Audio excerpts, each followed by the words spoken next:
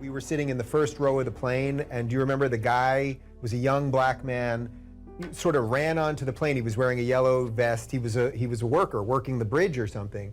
And he came up to you and he said, I'm not supposed to be on the plane right now. I'm not supposed to say anything, but you helped me turn my life around. I got this job because of you. And what I remember more than anything else is he had this huge smile on his face. But it wasn't because you told him to go out there and be happy.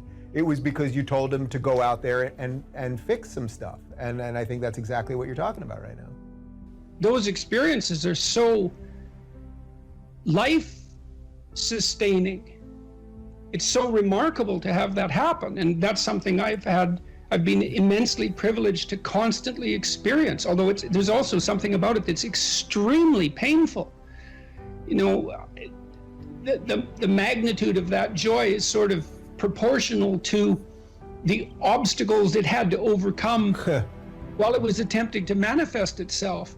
You know, and one of the things I'm sure you saw on the tour, and I don't know how this affected you, was the depth of hunger for encouragement that exists everywhere, as far as I can tell.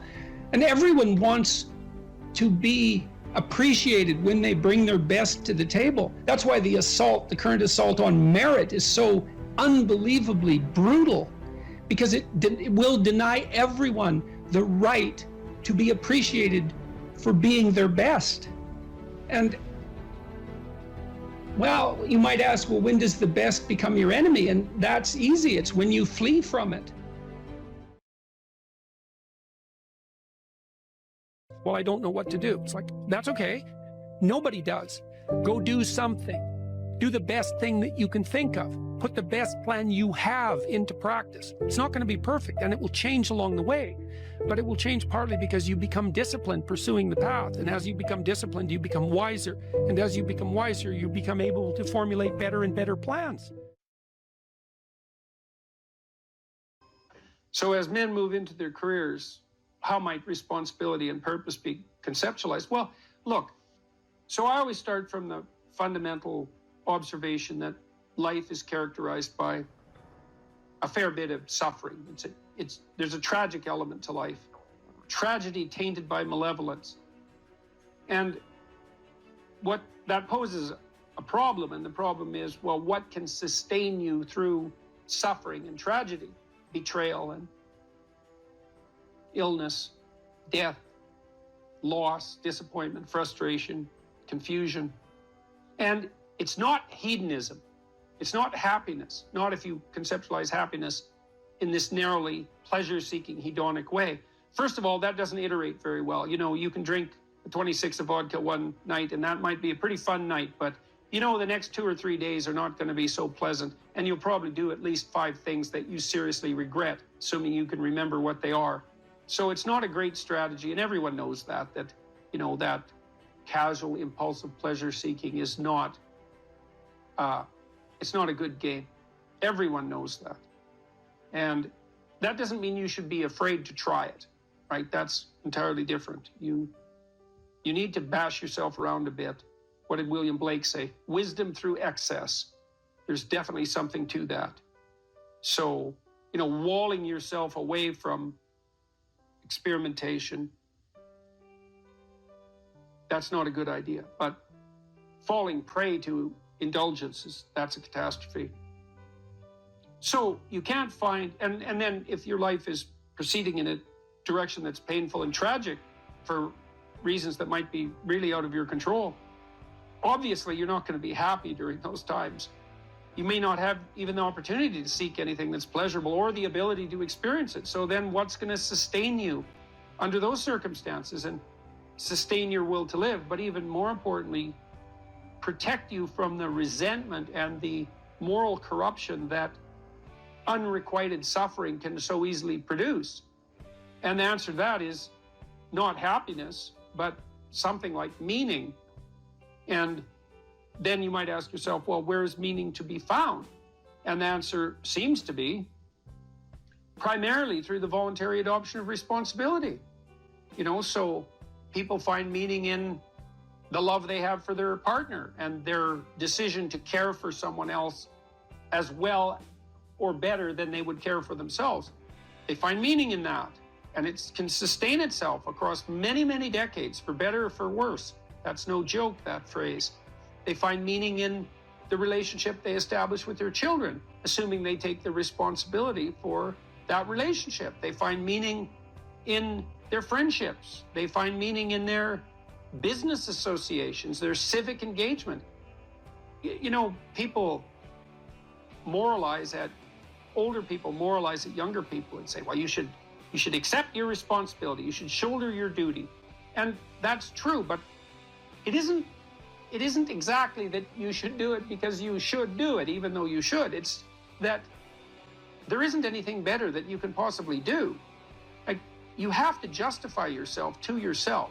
You have to justify yourself to yourself because of your inadequacies and your failure and your error and your propensity to repeat errors that you know you shouldn't repeat, your sinful nature. You have to atone for that. And then you have to justify your life to yourself because it's characterized by death and suffering. And so you need something worthwhile to do.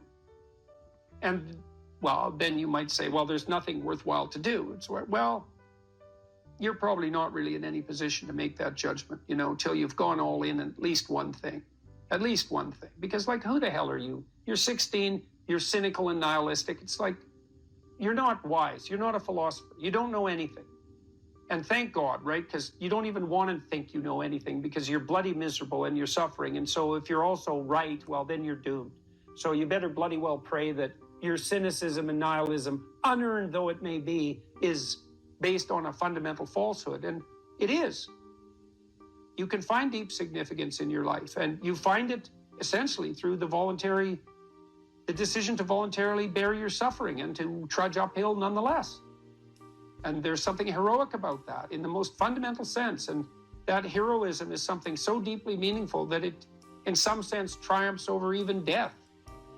And so as you move forward through life, you mature, you start by developing responsibility for yourself, your friends, your roommates, then you take on a partner, and you have a family, and you expand the domain of responsibility and generosity, and you want to expand that.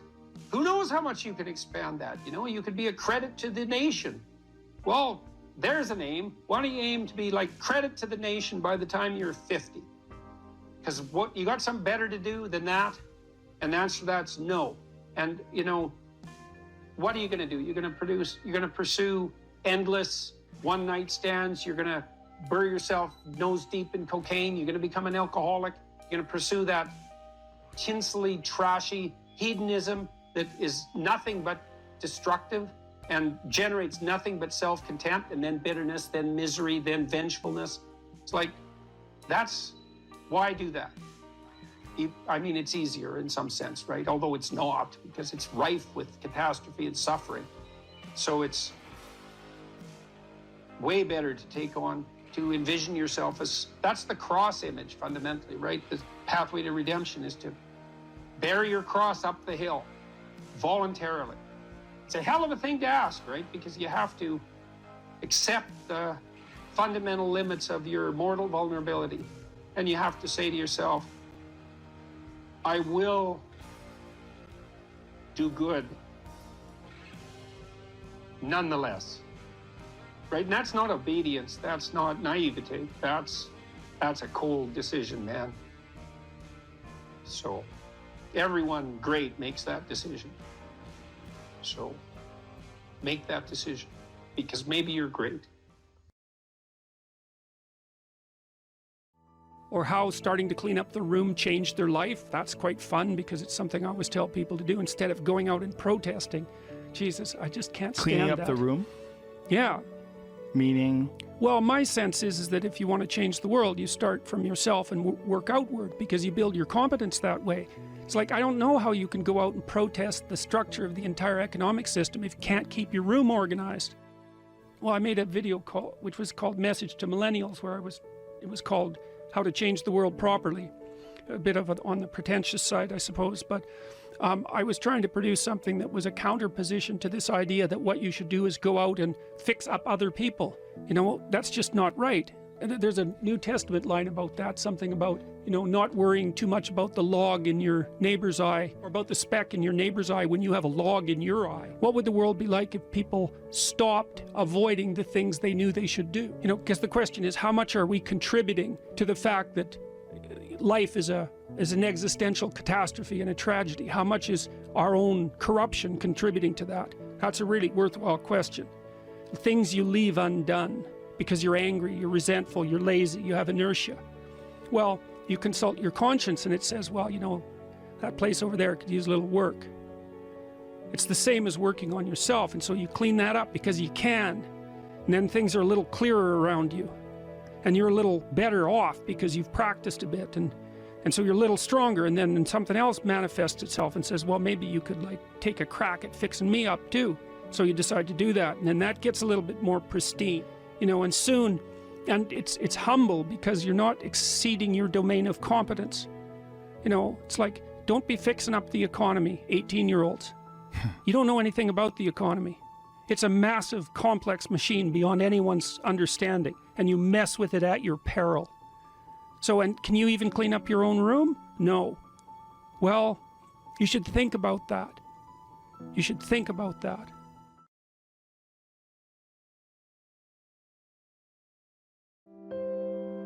For the first time in my life, really, I believe this to be the case, conservatives really have something to sell to young people. And they can sell the meaning of responsibility. Because young people are bereft of meaning. And most people find meaning in responsibility.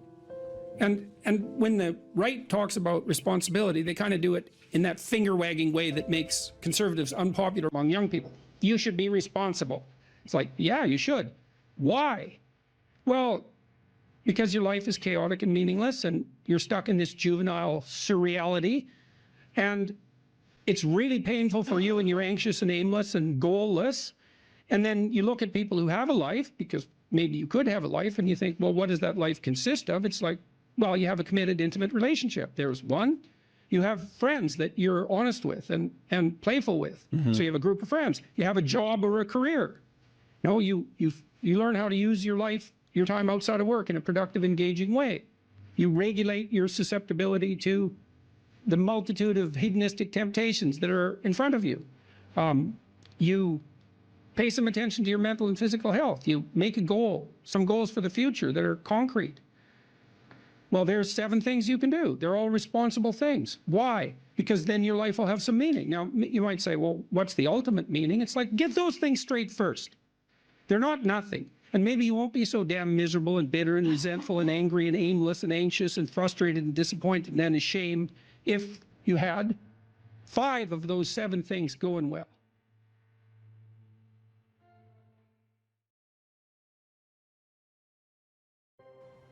Imagine someone that you treat well, that you love.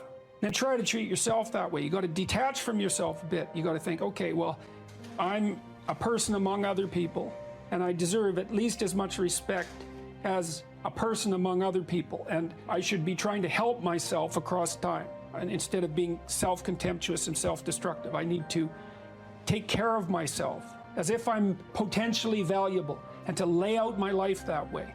And so that's what that chapter is about. And it's hard for people, you know, they don't take care of themselves as well as they should. And I don't mean, you know, take care of yourself. I mean, that isn't what I mean. It's like, it's not a moralistic attack. It's like, it's an encouragement to give yourself a bit of the benefit of the doubt. Take care of your room, take care of your things, like have some respect for yourself. It's like there is a lot of potential within you, and there's many things that you can do, and you're necessary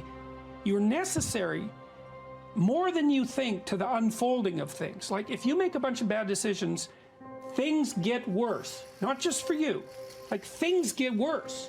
And so it matters what you do, and so part of what you do is you want to treat yourself as if what you do matters. And so you want to have some respect for yourself.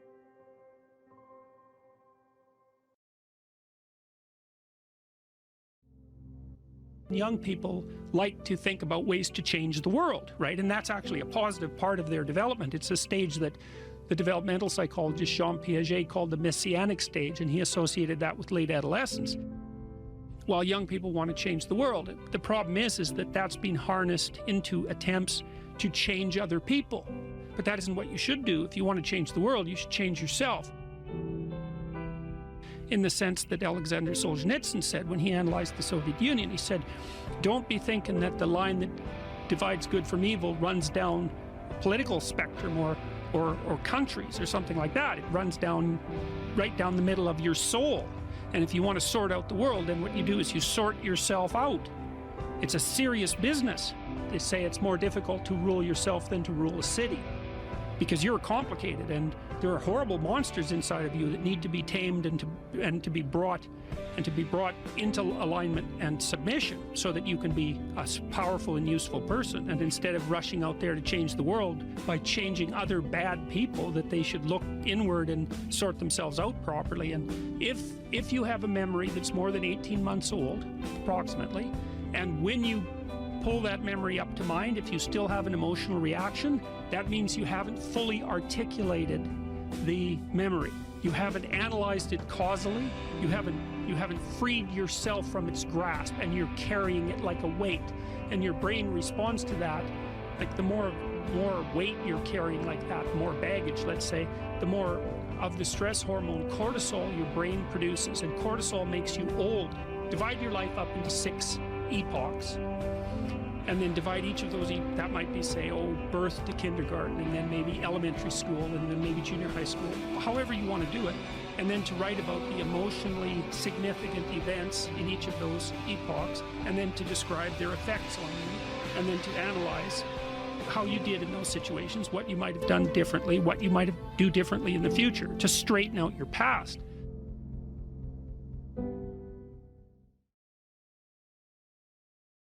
If you write a book, which is virtually impossible, and then get a publisher, which is virtually impossible, you probably have a rejection rate of 99%. So then if you do manage to publish the book with a reasonable publisher, which you won't because it's impossible, then you get 8% royalties. That's it. So 92% of your labor goes to the sales, marketing, and distribution end of things. And so it's very, very difficult to generate capital as an entrepreneur, and there's innumerable impediments. One of the things that people do, and this is something for those of you who might be entrepreneurially minded, here's another thing that you have to understand, is that you can't really create a product and then launch it, because first of all, you don't know how to do that. You might know how to create the product, but you do not know how to market or sell it. You don't know how to advertise it. You don't know how to communicate about it. You don't know how to ship it. Like, there's all sorts of things you just don't know. But worse is you don't know if people will use it. And so what companies do that roll out new products on a relatively continual basis do is they don't develop the product and then go sell it. They continually communicate with their customers about what product the customer is willing to buy next, and then they develop that. And so you have to have your market identified, and then you have to be in continual communication with the market while you develop the product. It's not, I build a better mousetrap and the world comes, marching to my door. That isn't how it works. Is that you got to find out if someone wants to buy your stupid thing.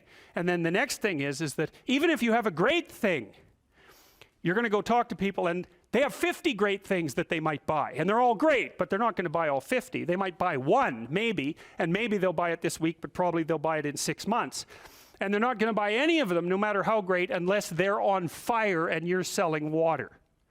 Because they're so busy already, right? They're so overwhelmed and preoccupied by their jobs that if you come in and you say, well, here, this is going to increase your efficiency by 20%, and here's the 3 weeks you'd have to spend doing that, and then the payoff would come in the next years, they'll say, yeah, well, I'll do that as soon as I have time. And as soon as I have time is never. So if they're on fire and you have water, you can sell it to them. But that's all, because otherwise it's a no-go. So those are all things that are worthwhile knowing, because they're very hard to learn. And so, and very comically, I mean, if you would have told me when I first started developing these tests that one of the reasons corporations wouldn't buy them was because they worked, that I would have just thought, really? I mean, come on, really? That's really the reason? It's like, yeah, that's the reason. God. So very, very, very problematic. And then they already have their processes in place and they're entrenched.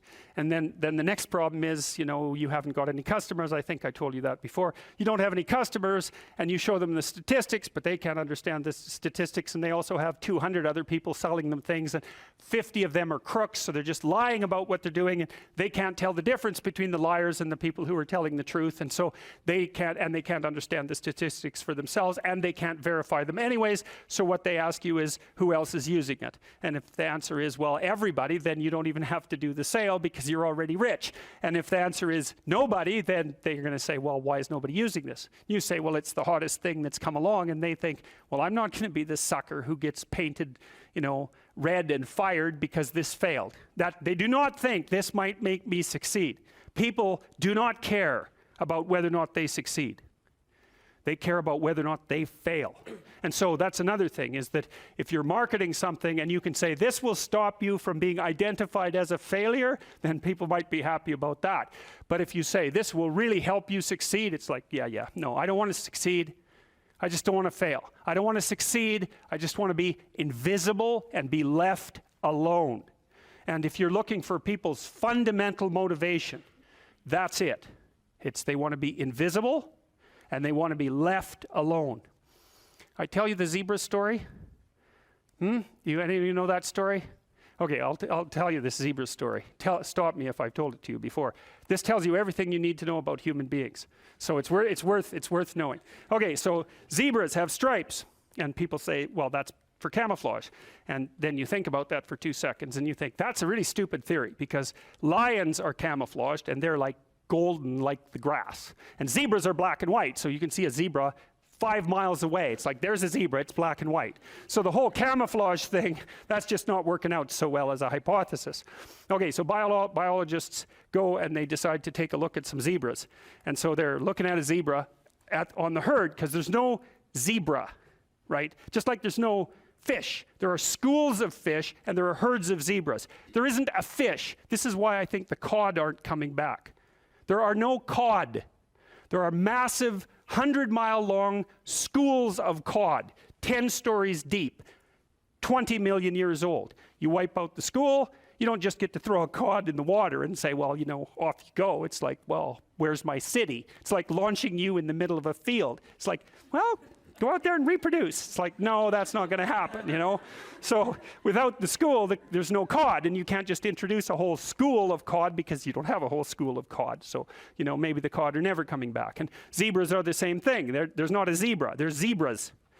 And so you're looking at the zebras, trying to study a zebra, and you look at the zebra and you make some notes and you look up and you think, oh, Christ, which zebra was I looking at? And the answer to that is you don't know, because the camouflage is against the herd. And the black and white stripes. There's a variety of reasons for the stripes. Flies also seem not to like the stripes, but you know, usually things evolve for multiple reasons. But anyways, it's very difficult to parse out a zebra against the herd. You look down, you look up, it's like, uh-oh, all those damn zebras look the same. Yes, the camouflage is effective, but it's against the herd. All right, so then you think, well, we better identify a zebra so we can see what he's up to. So then you take your Jeep and a can of red paint and a stick with a rag on the end of it, and you drive up to the zebras and you paint their haunch red a little bit, put a nice red dot on their haunch, or maybe clip their ear with a cattle clip. And then you stand back and you think, hey, I'm pretty smart, now I'm going to watch that zebra. So what do you think happens to the zebra? The lions kill it. Right, because lions, they're smart, right? Hunting animals are smart. But they have to identify a zebra before they can organize their hunt. They can't just hunt the whole herd. They have to pick out a zebra. And so maybe it's like a zebra that's got a sore hip or something. And so you think, well, nature's kind. It just takes the weak. It's no, zebra or lions like really healthy, delicious zebras. But they look like all the other healthy, delicious zebras, so they can't get a bead on them. But if they're small and just born, or if they're limping, or there's something that identifies them, then the lions can pick them out. And then they do pick them out. And so the rule for human beings is keep your damn stripes on so the lions don't get you. And I'm telling you, man, if you want to remember one thing from my class about human motivation, that's a good thing to learn. people camouflage themselves against the herd, and they like to be in the middle of the herd, which is what fish do, by the way. If you have a big school of fish, the smart, healthy, large fish are in the middle of the school. Because you know what you call fish on the outside of the school? Bait. Right. So that's what people are doing. They're trying to move into the middle of the herd all the time, and the herd moves around, or the school moves around, and people are going, well, I'm in the middle, I'm staying in the middle here, so I've got this protective ring of people around me so the predators don't pick me out and do me in. So okay, so that's part of the reason why I said, well, you can't sell something to someone for success, because you know, you're thinking, well, people are aiming at success. Don't be thinking that. It's not by any means necessarily true. Trait neuroticism is a powerful motivator. And trait neuroticism is, let's not be too threatened or hurt, right? That's the negative emotion system. And the negative emotion system is a killer source of motivation. You know, you also see that there are scales of well-being that have been designed, mostly by social psychologists, which means they're very bad scales most of the time, because their psychometric capacity is absurdly low, generally speaking. So what you find with scales of well-being, sometimes they're talked about as scales of happiness even, is that people aren't after happiness, they're after not hurting. It's not, so they don't want to be extroverted and enthusiastic, right, and bubbly and full of smiles and laughter. That isn't what they mean by I want to be happy. What they mean is I don't want to be anxious or in pain. And so well-being scales tend to be something like emotional stability plus extroversion. But the big loading is on emotional stability, the reverse of neuroticism. You want to avoid suffering. You don't want to be happy. You want to avoid suffering. And one way to avoid suffering is not to let the lions gnaw on you. And one way of doing that is to stay in the middle of the damn herd. And so, like, I'm not being a smart aleck about this. I understand why people do that. There's real danger to being visible. There's real danger in being visible. Now, you might be successful if you're visible, but you also might be dead.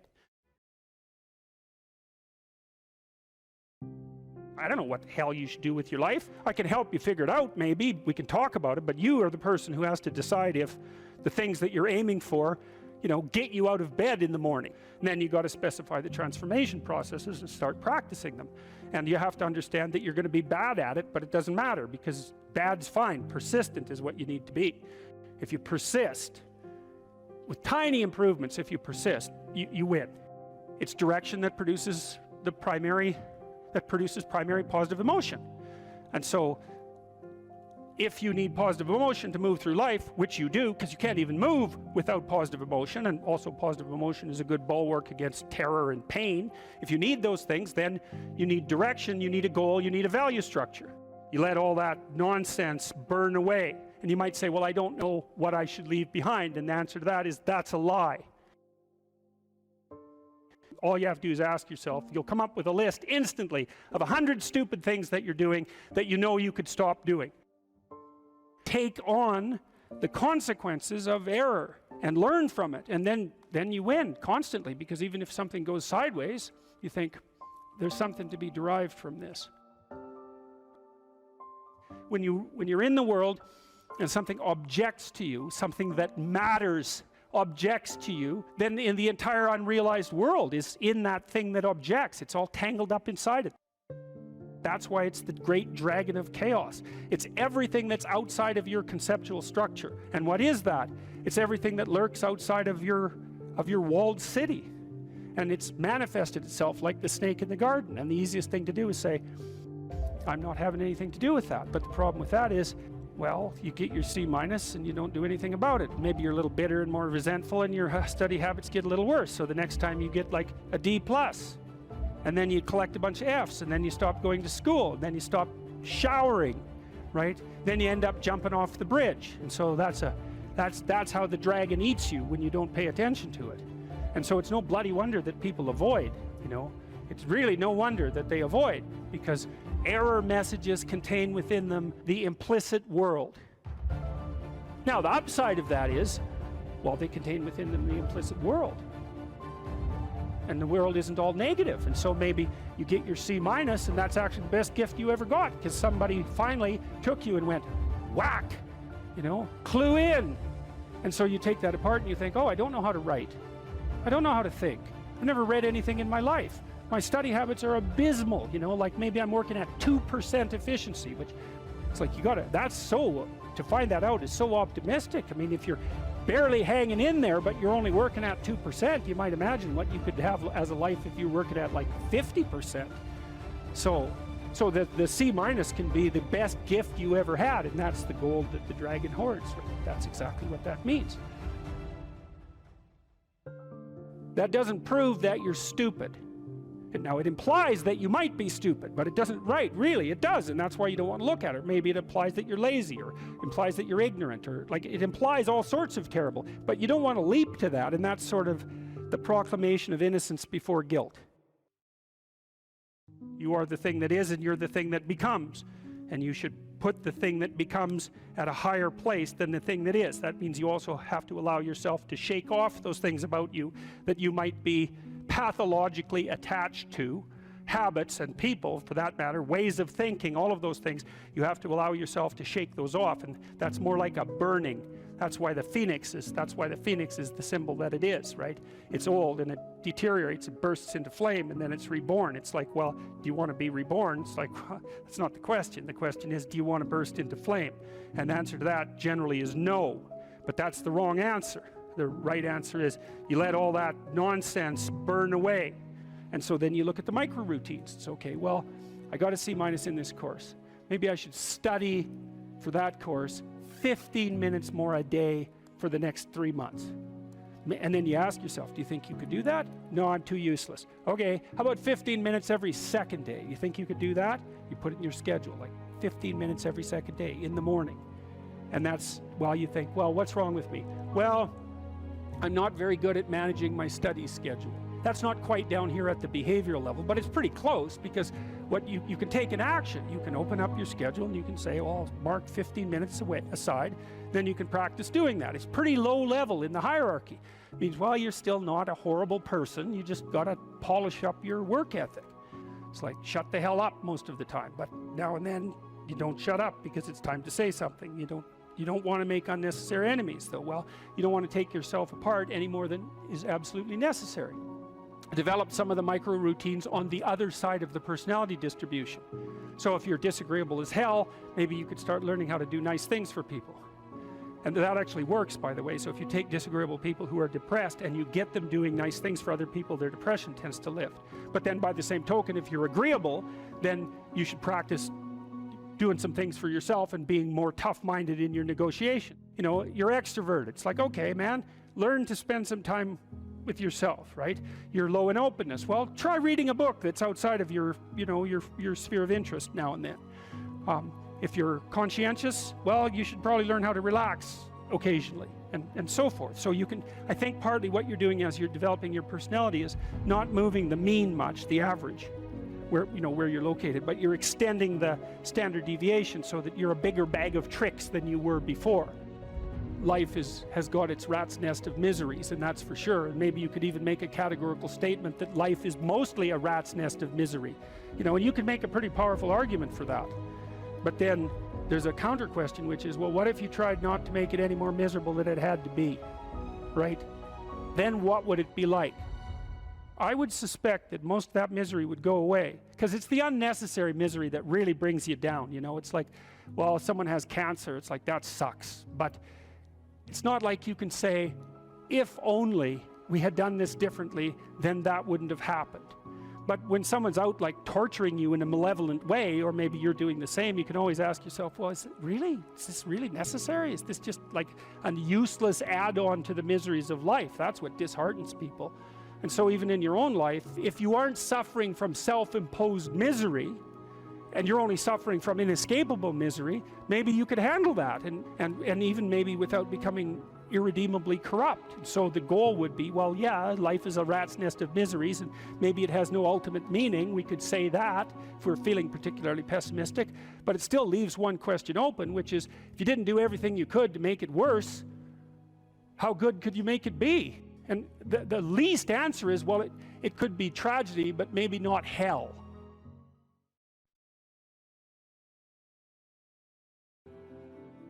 Life has proximal meanings, right? There's the meaning that you experience when you're engaged in a piece of art, or when you're reading, or when you're engrossed in a movie or in a conversation.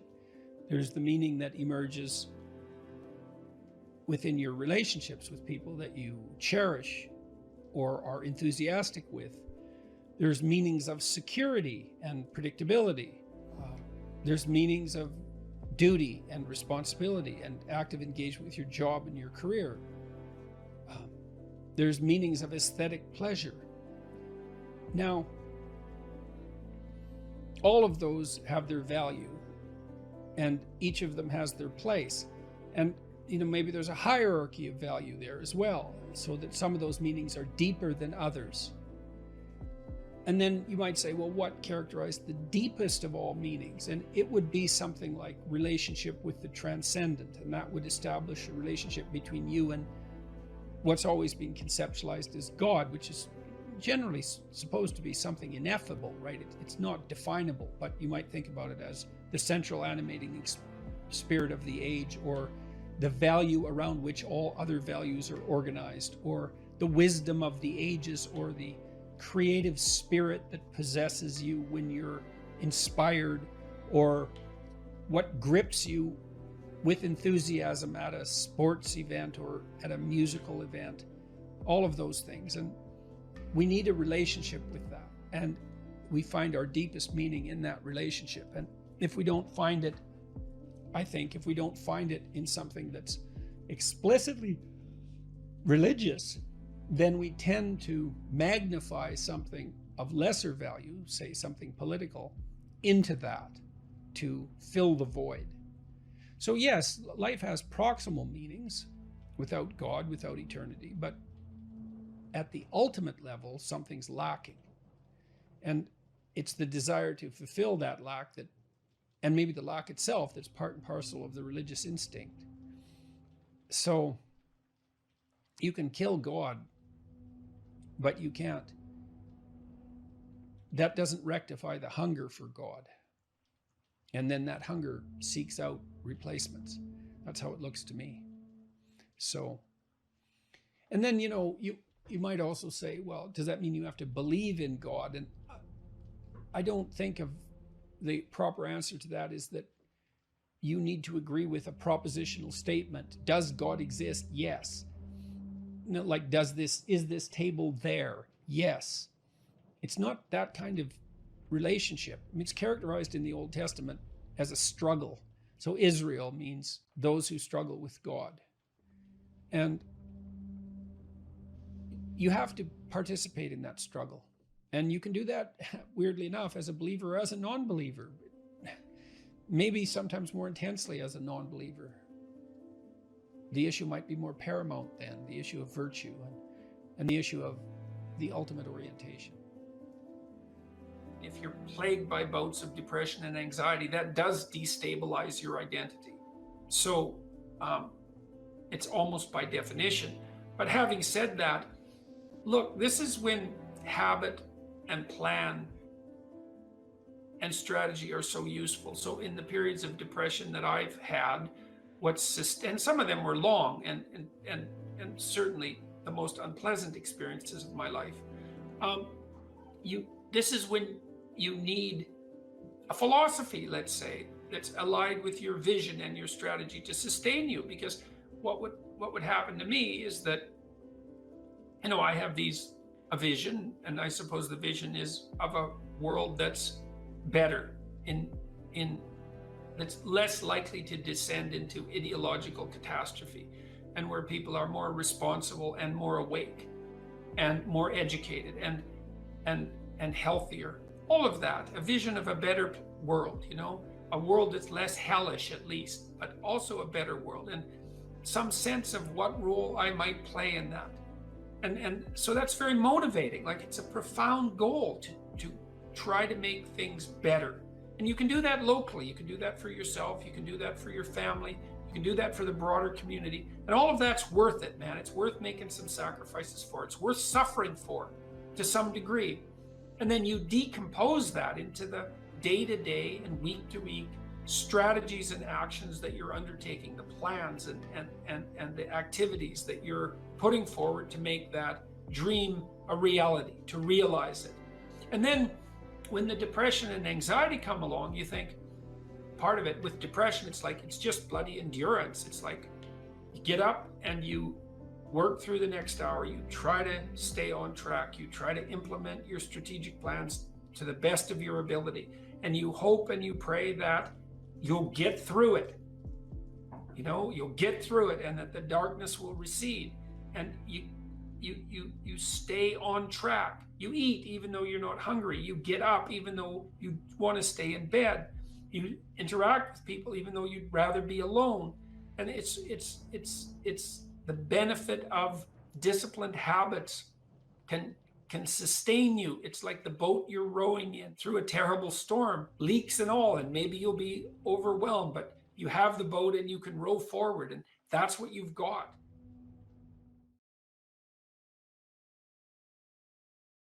Put yourself together.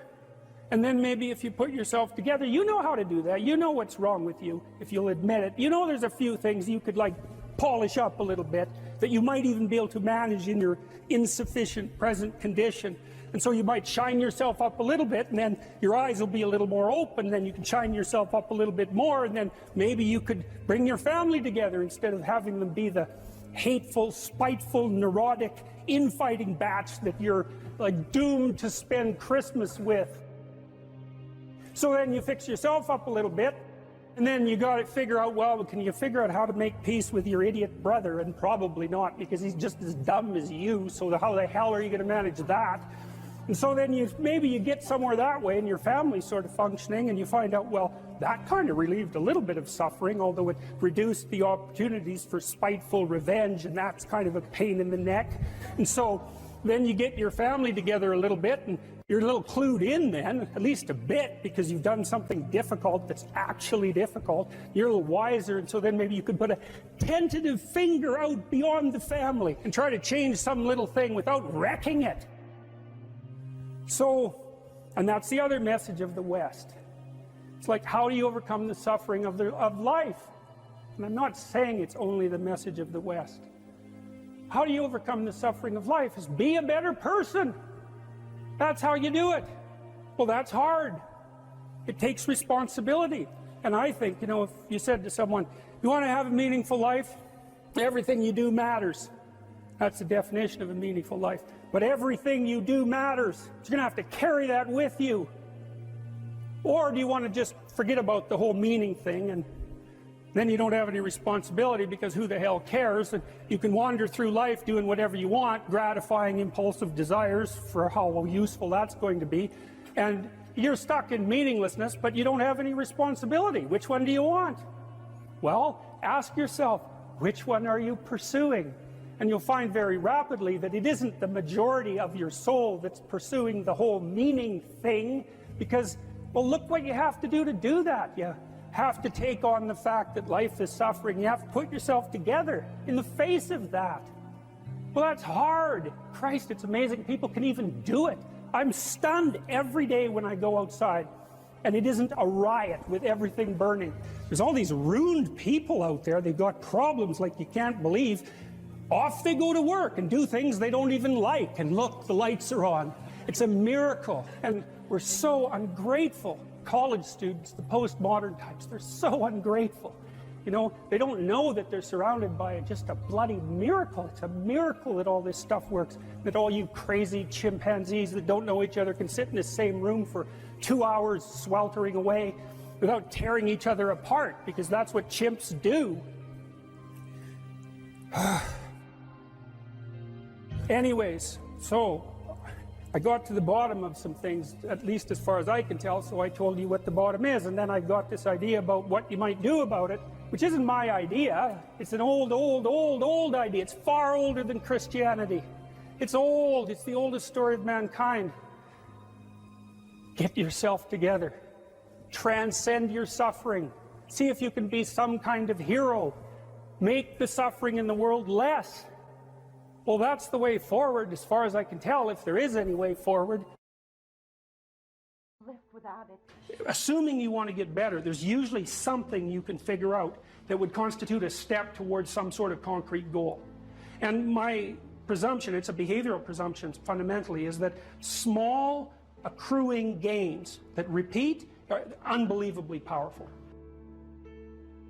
You can tyrannize yourself into doing things, but I wouldn't recommend it. What I would recommend instead is that you ask yourself what you're willing to do. It's a really effective technique. It's like a meditative technique. So for example, you can get up in the morning and you can think, well, you know, I'd like to have a good day today, so I'd like to go to bed tonight without feeling guilty because I, you know, didn't do some things I said I was going to do, and I'd like to have kind of an interesting day. So you got to fulfill my responsibilities, and I want to, you know, enjoy the day. Then you can ask yourself, well, what would I have to do in order for that to happen that I would do? And the probability, if you practice this for 3 or 4 days, is your brain will just tell you. It'll say, well, you know, there's that piece of homework that you haven't done for like 3 weeks. You should knock that sucker off because it would only take you 10 minutes and you've been avoiding it and torturing yourself to death for 72 hours straight. And say, well, let's figure out what your aims are. You got to have some aims, whatever they are. And they might say, well, I'm so depressed I don't have any aims. And then I say, well, pick the least objectionable of the aims and act it out for a while and see what happens. Because sometimes your emotional systems are so fouled up that you have to pretend. You have to act the thing out before you can start to believe it. Life can be meaningful enough to justify its suffering. I thought, God, that's such a good idea. Because it's not optimistic exactly. You know, some people will tell you, well, you can be happy. It's like, those people are idiots. I'm telling you, they're idiots. There's going to be things that come along that flatten you so hard you won't believe it. And you're not happy then. And so if life is to be happy, well, in those situations, what are you doing? Why even live? But life isn't to be happy. If you're happy, you're bloody fortunate, and you should enjoy it. You should, because it's the grace of God, so to speak. People know when they're doing something meaningful. They can tell, so why the hell don't they do meaningful things all the time? It seems obvious. You could do it. I mean, it's hard, you know, because other people want you to do other things, and it's a struggle, but everything's a struggle. Oh, I get it. I see why. It took me about 10 years to figure this out. People have a choice. Choice number 1. Nothing you do means anything. Well, that's kind of a drag, right? It's the meaninglessness of life and all that, existential angst. You know, that's kind of a pain. But the upside of nothing that you do is meaningful is you don't have to do anything. You've got no responsibility. Now, you have to suffer because things are meaningless, but that's a small price to pay. The alternative is everything you do matters. Really. If you make a mistake, it's a real mistake. If you betray someone, you tilt the world a little more sharply towards evil rather than good. It matters what you do. Well, if you buy that, then you can have a meaningful life. But there's no mucking around. It means responsibility. It means that the decisions you make are important. It means that when you do something wrong, it's wrong. Well, do you want that?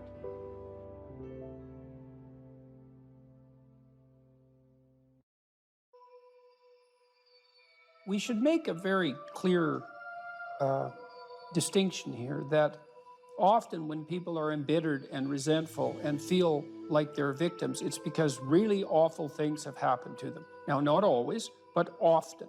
And so then the question is, well, if you're in a situation and something really awful is happened to you or has happened to you, then, well, why shouldn't you feel like a victim? And is there a better alternative? And part of what you were trying to lay out in this part of the book is what those better alternatives are. So part of looking for that hero is to find out from someone else's example. In your case, it was your mother, but these other sources that you described of people who were in a sort of hell in an undeniable sense, but who chose in a very real way to make it as good as it could possibly be given the circumstances. And so they had to turn to sources of power, let's say, and strength and fortitude and resilience that weren't, in some sense, obviously associated with the catastrophe. I mean, in your mother's case, it's a pretty tragic situation. She's a young mother, she has young kids, now she has breast cancer, and she fights a losing battle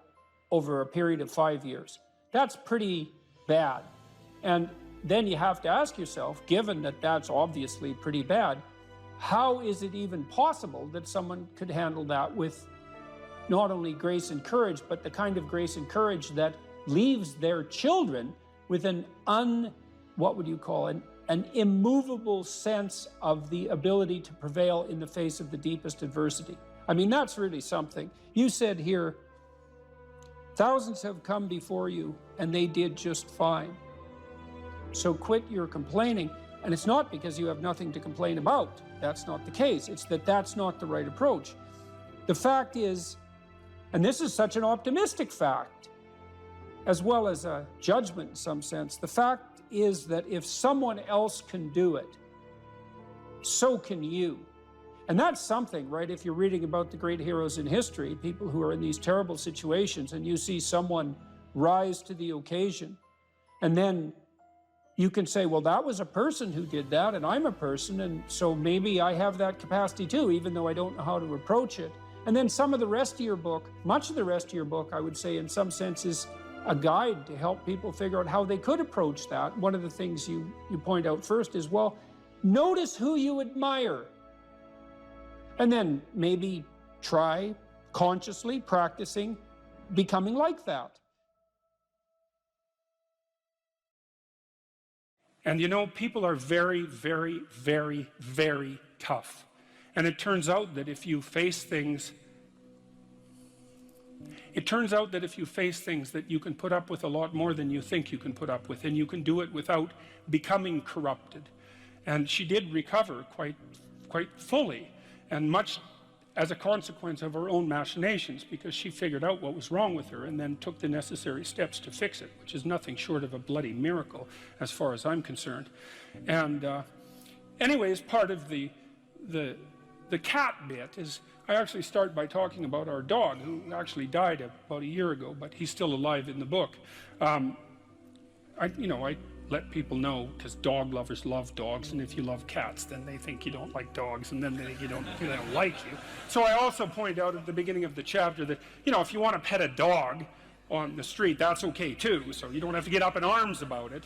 But the idea is that, you have to be alert when you're suffering. You have to be alert to the beauty in life, the unexpected beauty in life. And that's kind of what I was trying to get across with the idea of the cat. There's this cat that lives across the street from us called Ginger, and Ginger's a Siamese cat. And cats really aren't domesticated, technically speaking. They're still wild animals, but they kind of like people.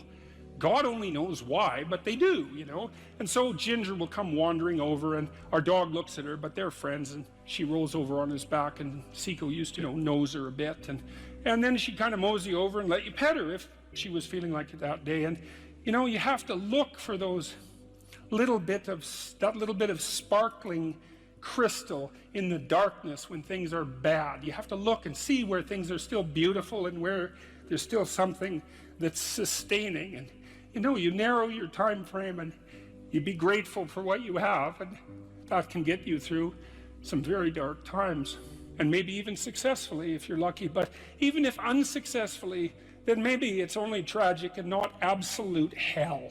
And you can do that, in the worst situation. You can make it only tragic and not hell. And there's a big gap between tragedy and hell. There's nothing worse at a deathbed than to see the people there fighting. The death is bad enough, but you can take that, as terrible as it is, and make it into something that's absolutely unbearable. And maybe I think, and this is sort of what I closed the book with, this idea is that if we didn't all attempt to make terrible things even worse than they are, then maybe we could tolerate the terrible things that we have to put up with in order to exist, and maybe we could make the world into a better place, and it's what we should be doing and what we could be doing, because we don't have anything better to do. And that's what the book is about, and that's the end of 12 Rules for Life. Okay, well, so that's another issue in some sense that seems to make the postmodernist critique even more correct. How in the world are you going to extract out a canonical interpretation of something like that? It's like it's not possible. But here's the issue, as far as I can tell. So the postmodernists extended that critique to the world. They said, look, well, a text is complicated enough. You can't extract out a canonical interpretation. What about the world? The world's way more complicated than a text, and so there's an infinite number of ways that you can look at the world. And so how do we know that any one way is better than any other way? And that's a good question. Now, the postmodern answer was we can't. And that's not a good answer, because you drown in chaos under those circumstances, right? You can't make sense of anything. And that's not good, because It's not neutral to not make sense of things. It's very anxiety-provoking. It's very depressing because if things are so chaotic that you can't get a handle on them, your body defaults into emergency preparation mode and your heart rate goes up and your immune system stops working and like you burn yourself out, you age rapidly because you're surrounded by nothing you can control. That's an existential crisis, right? It's anxiety-provoking and depressing, very hard on people. And even more than that, it turns out that the way that we're constructed neurophysiologically is that we don't experience any positive emotion unless we have an aim and we can see ourselves progressing towards that aim. It isn't precisely attaining the aim that makes us happy. As you all know if you've ever attained anything, because as soon as you attain it, then the whole little game ends. Then you have to come up with another game, right? So it's Sisyphus. And that's okay, but it does show that the attainment can't be the thing that drives you because it collapses the game. That's what happens when you graduate from university. It's like you're king of the mountain for one day, and then you're like surf at Starbucks for the next 5 years, you know? So, yeah.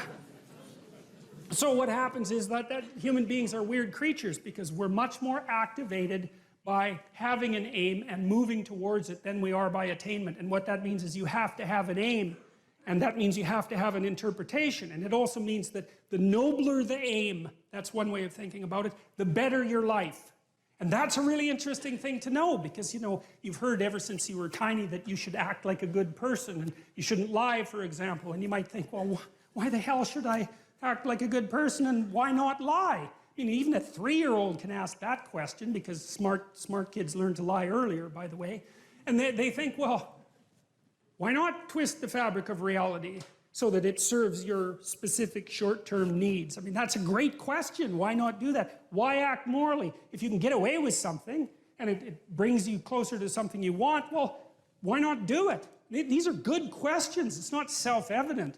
Well, it seems to me tied in with what I just mentioned. It's like, you destabilize yourself and things become chaotic. That's not good. And if you don't have a noble aim, then you have nothing but shallow, trivial pleasures.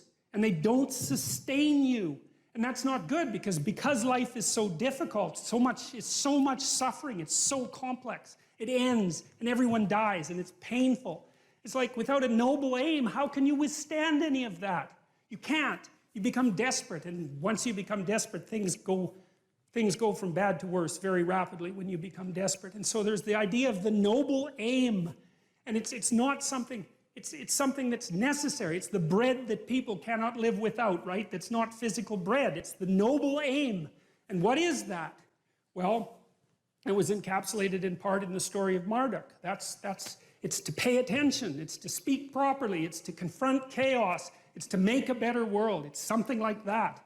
And that's enough of a noble aim so that you can stand up without, you know, cringing at the very thought of your own existence so that you can do something that's worthwhile to justify your wretched position on the planet. So now the literary issue is that, so look, you take a text, you can interpret it a variety of ways, but that's not right. This is where the postmodernists went wrong because what you're looking for in a text, and in the world for that matter, is sufficient order and direction. So then we have to think, well, what does sufficient order and direction means? Well, you don't want to suffer so much that your life is unbearable, right? That just seems self-evident. Pain argues for itself. I think of pain as the fundamental reality because no one disputes it, right? I mean, even if you say that you don't believe in pain, it doesn't help when you're in pain. You still believe in it, right? You can't pry it up with logic and rationality. It just stands forth as what the fundament of existence, and that's actually quite useful to know. Say, well, you don't want any more of that than is absolutely necessary. And I think that's self-evident. And then you say, well, wait a minute, it's more complicated than that. You don't want any more of that that's necessary today, but also not tomorrow and not next week and not next month and not next year. So however you act now, better not compromise how you're going to be in a year, because that would just be counterproductive. That's part of the problem with short-term pleasures, right? It's like act in haste, repent at leisure. Everyone knows exactly what that means. So you have to act in a way that works now and tomorrow and next week and next month and so forth. And so you have to take your future self into account. And human beings can do that. And taking your future self into account isn't much different than taking other people into account. Right? Because I remember there's this Simpson episode, and Homer downs a quart of mayonnaise and vodka. And he says, Marge says, you know, you shouldn't really do that. And Homer says, that's a problem for future Homer. I'm sure glad I'm not that guy.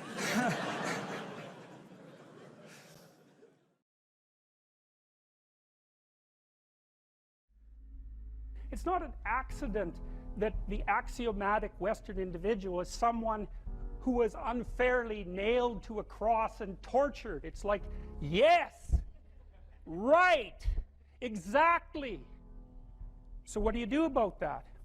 Well, I thought about that for a long time too. It's like, well, you don't get together in a damn mob, because all that does is allow you to be as horrible as you could possibly imagine and suffer from none of the consequences. That's a bad idea. So how about we don't do that? Well, there's a deep idea in the West too. It's like, pick up your damn suffering and bear it and try to be a good person so you don't make it worse. Well, that's a truth. You know, I read a lot about the terrible things that people have done to each other. You just cannot even imagine it. It's so awful. So you don't want to be someone like that. Now, do you have a reason to be? Yes. You have lots of reasons to be. God, there's reasons to be resentful about your existence. Everyone you know is going to die. You know, you too. And there's going to be a fair bit of pain along the way, and lots of it's going to be unfair. It's like, yeah, no wonder you're resentful. It's like, act it out and see what happens. You make everything you're complaining about infinitely worse. There's this idea that hell is a bottomless pit, and that's because no matter how bad it is, some stupid son of a bitch like you could figure out a way to make it a lot worse. So you think, well, what do you do about that? Well, you accept it. That's what life is like. It's suffering. That's what the religious people have always said. Life is suffering. Yes. Well, who wants to admit that? Well, just think about it. Well, so what do you do in the face of that suffering? Try to reduce it. Start with yourself. What good are you? Get yourself together, for Christ's sake, so that when your father dies, you're not whining away in a corner, and you can help plan the funeral, and you can stand up solidly so that people can rely on you. That's better. Don't be a damn victim. Of course you're a victim. Jesus, obviously. Put yourself together. And then maybe if you put yourself together, you know how to do that. You know what's wrong with you, if you'll admit it. You know there's a few things you could, like, polish up a little bit, that you might even be able to manage in your insufficient present condition. And so you might shine yourself up a little bit, and then your eyes will be a little more open, then you can shine yourself up a little bit more, and then maybe you could bring your family together instead of having them be the hateful, spiteful, neurotic, infighting batch that... So then you fix yourself up a little bit, kind of humbly, because, you know, God, you're a fixer-upper if there ever was one. And then you got to figure out, well, can you figure out how to make peace with your idiot brother? And probably not, because he's just as dumb as you, so how the hell are you going to manage that? And so then maybe you get somewhere that way, and your family's sort of functioning, and you find out, well, that kind of relieved a little bit of suffering, although it reduced the opportunities for spiteful revenge, and that's kind of a pain in the neck. And so then you get your family together a little bit, and you're a little clued in then, at least a bit, because you've done something difficult that's actually difficult. You're a little wiser, and so then maybe you could put a tentative finger out beyond the family and try to change some little thing without wrecking it. It's like, our society is complex, and we teach our students that they could just fix it. It's like, go fix a military helicopter and see how far you get with that. It's like, what are you going to do? You're like a chimp with a wrench. Whack! Oh, look, it's better. It's like, no, it's not better. Things are complicated, and to fix things is really hard. And you have to be like a golden tool to fix things, and you're not. So, and that's the other message of the West. It's like, how do you overcome the suffering of life? And I'm not saying it's only the message of the West. How do you overcome the suffering of life? Is be a better person. That's how you do it. Well, that's hard. It takes responsibility. And I think, you know, if you said to someone, you want to have a meaningful life? Everything you do matters. That's the definition of a meaningful life. But everything you do matters. So you're going to have to carry that with you. Or do you want to just forget about the whole meaning thing, and then you don't have any responsibility, because who the hell cares, and you can wander through life doing whatever you want, gratifying impulsive desires for how useful that's going to be, and you're stuck in meaninglessness, but you don't have any responsibility. Which one do you want? Well, ask yourself, which one are you pursuing? And you'll find very rapidly that it isn't the majority of your soul that's pursuing the whole meaning thing, because, well, look what you have to do that. You have to take on the fact that life is suffering. You have to put yourself together in the face of that. Well, that's hard. Christ, it's amazing people can even do it. I'm stunned every day when I go outside and it isn't a riot with everything burning.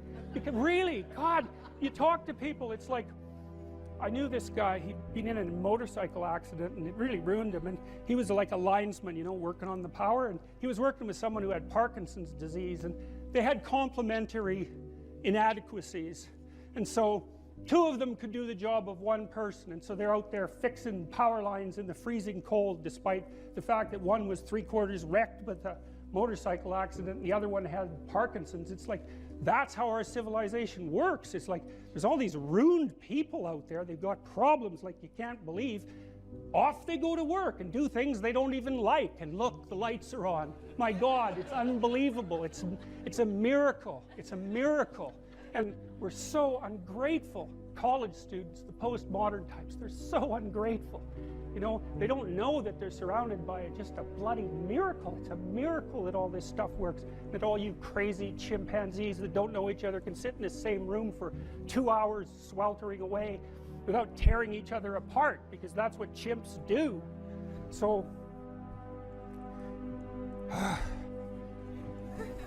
anyways, so what happened? Well, I made some videos and I got to the bottom of some things, at least as far as I can tell, so I told you what the bottom is, and then I got this idea about what you might do about it, which isn't my idea. It's not my idea. It's an old idea. It's far older than Christianity. It's old. It's the oldest story of mankind. Get yourself together. Transcend your suffering. See if you can be some kind of hero. Make the suffering in the world less. Well, that's the way forward, as far as I can tell, if there is any way forward.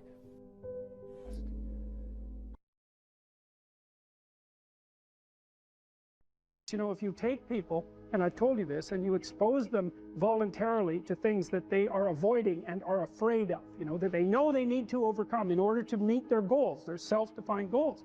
If you can teach people to stand up in the face of the things they're afraid of, they get stronger.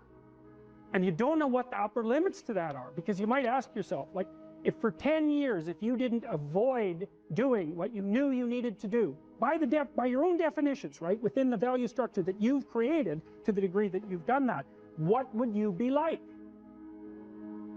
Well, you know, there are remarkable people who come into the world from time to time, and there are people who do find out over decades-long periods what they could be like if they were who they were, if they spoke their being forward. And they get stronger and stronger and stronger, and we don't know the limits to that. We do not know the limits to that. And so you could say, well, in part, perhaps the reason that you're suffering unbearably can be left at your feet, because you're not everything you could be, and you know it. And of course, that's a terrible thing to admit, and it's a terrible thing to consider, but there's real promise in it, right? Because it means that perhaps there's another way that you could look at the world, and another way that you could act in the world, so what it would reflect back to you would be much better than what it reflects back to you now. And then the second part of that is, well, imagine that many people did that, because we've done a lot as human beings. We've done a lot of remarkable things, and I've told you already, I think before, that today, for example, about 250,000 people will be lifted out of abject poverty, and about 300,000 people attached to the electrical power grid. We're lifting people out of poverty collectively at a faster rate that's ever occurred in the history of humankind by a huge margin. And that's been going on unbelievably quickly since the year 2000.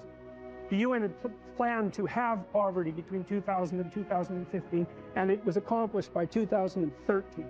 So there's inequality developing in many places, and you hear lots of political agitation about that.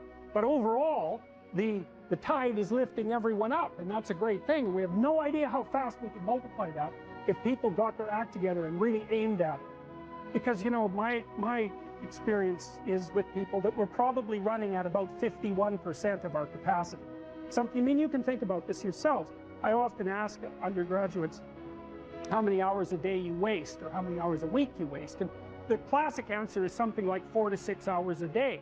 You know, inefficient studying, watching things on YouTube that not only do you not want to watch, that you don't even care about, that make you feel horrible about watching after you're done. That's probably 4 hours right there. You know, you think, well, that's 25 hours a week. It's 100 hours a month. That's 2.5 full work weeks. It's half a year of work weeks per year. And if your time is worth $20 an hour, which is a radical underestimate, it's probably more like 50 if you think about it in terms of deferred wages. If you're wasting 20 hours a week, you're wasting $50,000 a year. And you are doing that right now. And it's because you're young, wasting $50,000 a year is a way bigger catastrophe than it would be for me to waste it, because I'm not going to last nearly as long. And so if your life isn't everything it could be, you could ask yourself, well, what would happen if you just stopped wasting the opportunities that are in front of you? You'd be who knows how much more efficient. 10 times more efficient.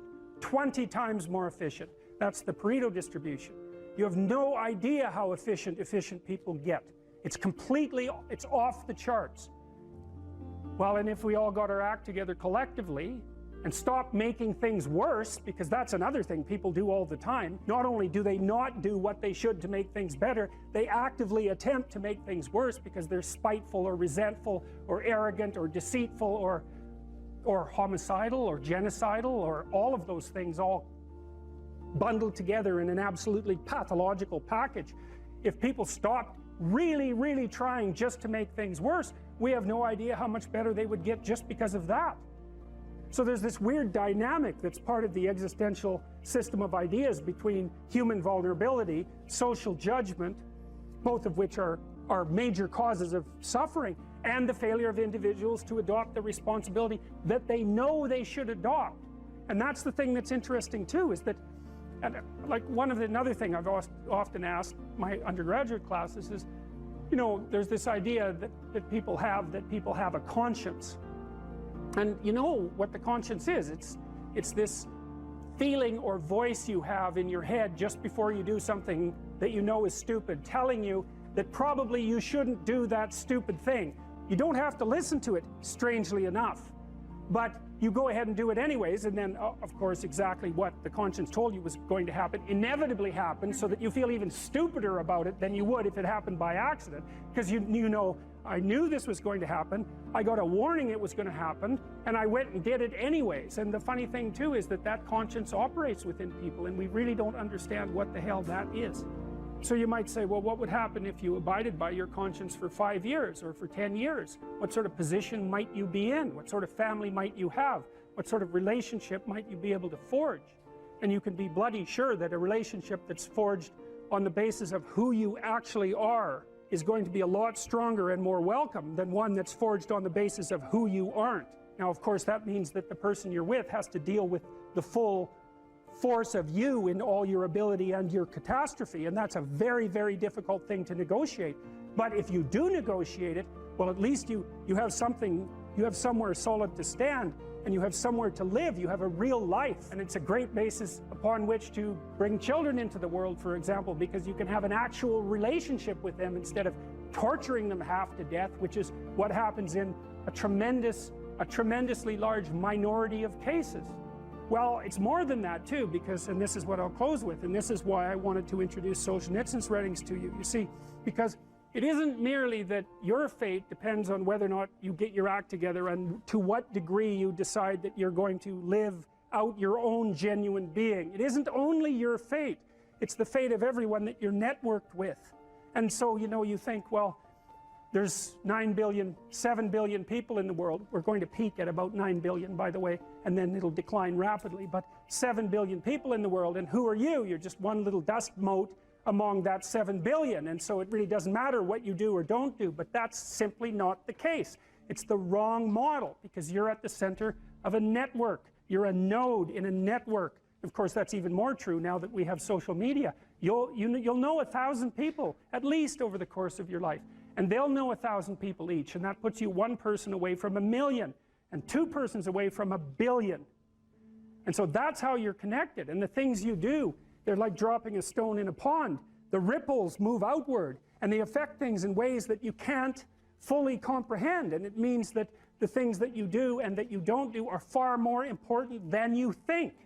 And so if you act that way, of course, the terror of realizing that is that it actually starts to matter what you do. And you might say, well, that's better than living a meaningless existence. It's better for it to matter.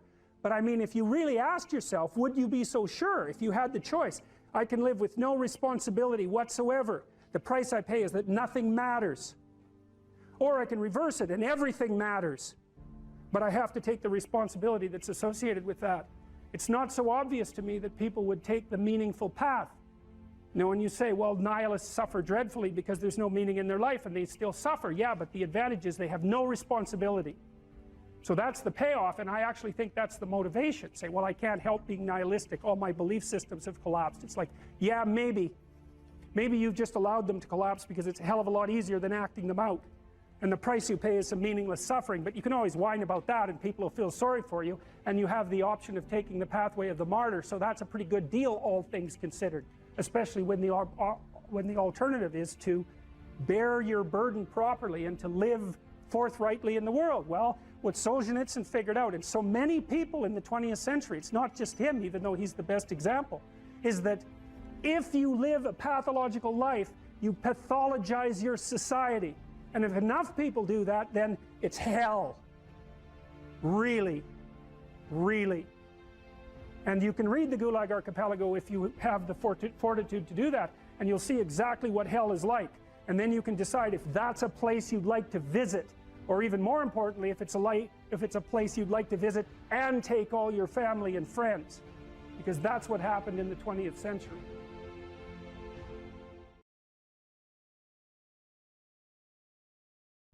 You're sitting on the edge of the bed trying to have an honest dialogue with yourself, and the little voice says, you know, it's pretty disgusting in here. And you think, well, I'm way above such trivial niceties as organizing my room. It's like, well, that's pride. That's arrogance.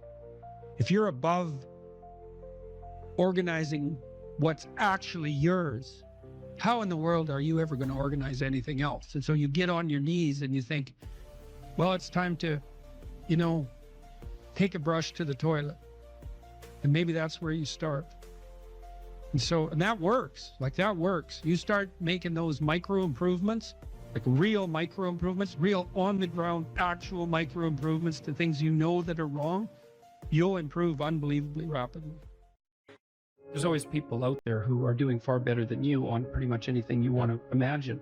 And if all you're doing is seeing yourself in their reflected light, let's say, then it's going to be pretty damn dismal. But it's not a good comparison because, well, first of all, there's danger in just comparing yourself to others, period, because they're not you. And God only knows what struggles they had to undertake to get to where they were, or what burdens they're currently carrying that you're not aware of. But you can certainly contrast yourself with yourself. And that's a lot better. It is the only way. Well, it's also the only way of really measuring anything approximating proper improvement. You can actually tell when you're a little better than you were yesterday. Right. And you can actually do that. That's another thing that's so interesting about it, is that you can actually make yourself a little better in some way, pretty much. Well, I don't know if it's at every moment, but you can certainly do it every day. Let's say you want to become who you could be in the fullest sense. So let's say you're someone who's going to solve some serious problems. Okay, the first thing you have to do is admit to the seriousness of the problems. That's no joke. And so the first thing is just the terror of the problem itself. And that's enough to paralyze you, right? And that's the Hydra, that's the Gorgon with the head of snakes. It'll paralyze you and turn you to stone. That's the basilisk in the Harry Potter series. Mm-hmm. You look at it and it turns you to stone and lurks underneath everything, right? And it's malevolence and tragedy. And so there's that. And then the next is, well, you're going to take responsibility for that? You're really going to do that, are you? That's a hell of a load, man. And so it's daunting to even consider that. And then there's the discipline and responsibility that necessitates, which is also daunting. It's like, oh my God, the problem's that serious. I'm really going to have to get my act together in order to not contribute to it, much less solve it. And so the problem is terrible, and then the solution is daunting. But the upside of that is like, well, there isn't anything better to have than a problem that's worth solving, like that's really worth solving, right? And so the more of that you take on, the more you have a reason to get out of bed in the morning, no matter what. Like, I'm getting up, I'm trudging forward. Doesn't matter what I'm suffering from. I've got things that need to be done. They're necessary. And that gives you that sense of purpose that is the antidote to bitterness. Okay, well, let's say you want your life to be meaningful. It's like, okay, then what you do matters. It actually matters. Or how starting to clean up the room changed their life. That's quite fun because it's something I always tell people to do instead of going out and protesting. Jesus, I just can't stand Cleaning up that. the room? Yeah. Meaning? Well, my sense is that if you want to change the world, you start from yourself and work outward because you build your competence that way. It's like, I don't know how you can go out and protest the structure of the entire economic system if you can't keep your room organized. Well, I made a video which was called Message to Millennials, where it was called How to Change the World Properly. A bit of on the pretentious side, I suppose, but I was trying to produce something that was a counterposition to this idea that what you should do is go out and fix up other people. You know, that's just not right. And there's a New Testament line about that, something about, you know, not worrying too much about the log in your neighbor's eye or about the speck in your neighbor's eye when you have a log in your eye. What would the world be like if people stopped avoiding the things they knew they should do? You know, because the question is, how much are we contributing to the fact that life is an existential catastrophe and a tragedy? How much is our own corruption contributing to that? That's a really worthwhile question. The things you leave undone because you're angry, you're resentful, you're lazy, you have inertia. Well, you consult your conscience and it says, well, you know, that place over there could use a little work. It's the same as working on yourself, and so you clean that up because you can, and then things are a little clearer around you. And you're a little better off because you've practiced a bit, and so you're a little stronger, and then something else manifests itself and says, well, maybe you could like take a crack at fixing me up too. So you decide to do that, and then that gets a little bit more pristine, you know, and soon, and it's humble because you're not exceeding your domain of competence. You know, it's like, don't be fixing up the economy, 18-year-olds. You don't know anything about the economy. It's a massive, complex machine beyond anyone's understanding, and you mess with it at your peril. So, and can you even clean up your own room? No. Well, you should think about that. You should think about that. You only have to ask a stupid question once. You ask a stupid question, and if you're in a crowd and you ask a stupid question, 80% of the people in the crowd have the same question. They're just too cowardly to ask. But you ask and then someone actually tells you, you never have to ask that question again. You're no longer stupid. What stupid thing am I doing that I could quit doing? That I would quit doing? Because those aren't the same thing, right? Because you know there's stupid things that you're doing that you're just not going to quit doing because you like them. But there might be something on the edge there where you could stop that. If you want to know something about yourself, sit on your bed one night and say to yourself, you got to mean this, like you got to be desperate. This is no game, this. My life is not everything I want it to be, and perhaps it's not everything that I need it to be. And by need, I mean my life is so unbearable that the suffering that's attendant upon that is make me nihilistic, cynical, bitter, resentful, driving the proclivity to see evil everywhere except within my own heart. Like, these are problems, man. And you ask yourself, you sit on the bed and say, okay, man, I'm ready to learn something. What's one thing I'm doing wrong that I know I'm doing wrong that I could fix, that I would fix? It's like, you meditate on that, you'll get an answer. And it won't be one you want, but it'll be the necessary one. You know, and it's often something that will point you to small things. Like, that works. You start making those micro improvements, like real micro improvements, real on the ground, actual micro improvements to things you know that are wrong, you'll improve unbelievably rapidly. There's never been a better time for the majority of people to be alive. And the future, although we're vulnerable and terrible things can always happen to us, it's hard to make a case that the future doesn't look comparatively positive. We're becoming extremely technologically sophisticated, and the world is changing at an incredibly rapid rate. And the only way we're going to be able to manage that in a positive way is if each of us, or as many of us as possible, are capable of making wise and careful and truthful decisions. And if we do that, then maybe things can continue to improve. You don't get people to stand up on their own 2 feet and to adopt responsibility if everything is given to them. And that's a real conundrum.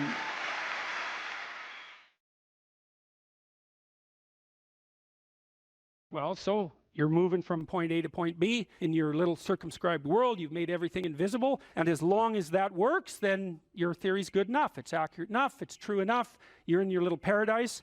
But if something comes up and objects, well, that's where your character is tested fundamentally. That's the character test. It's like, what do you do with messages of error? And that's a tricky issue. Okay, so here's a solution to that. Here's what not to do.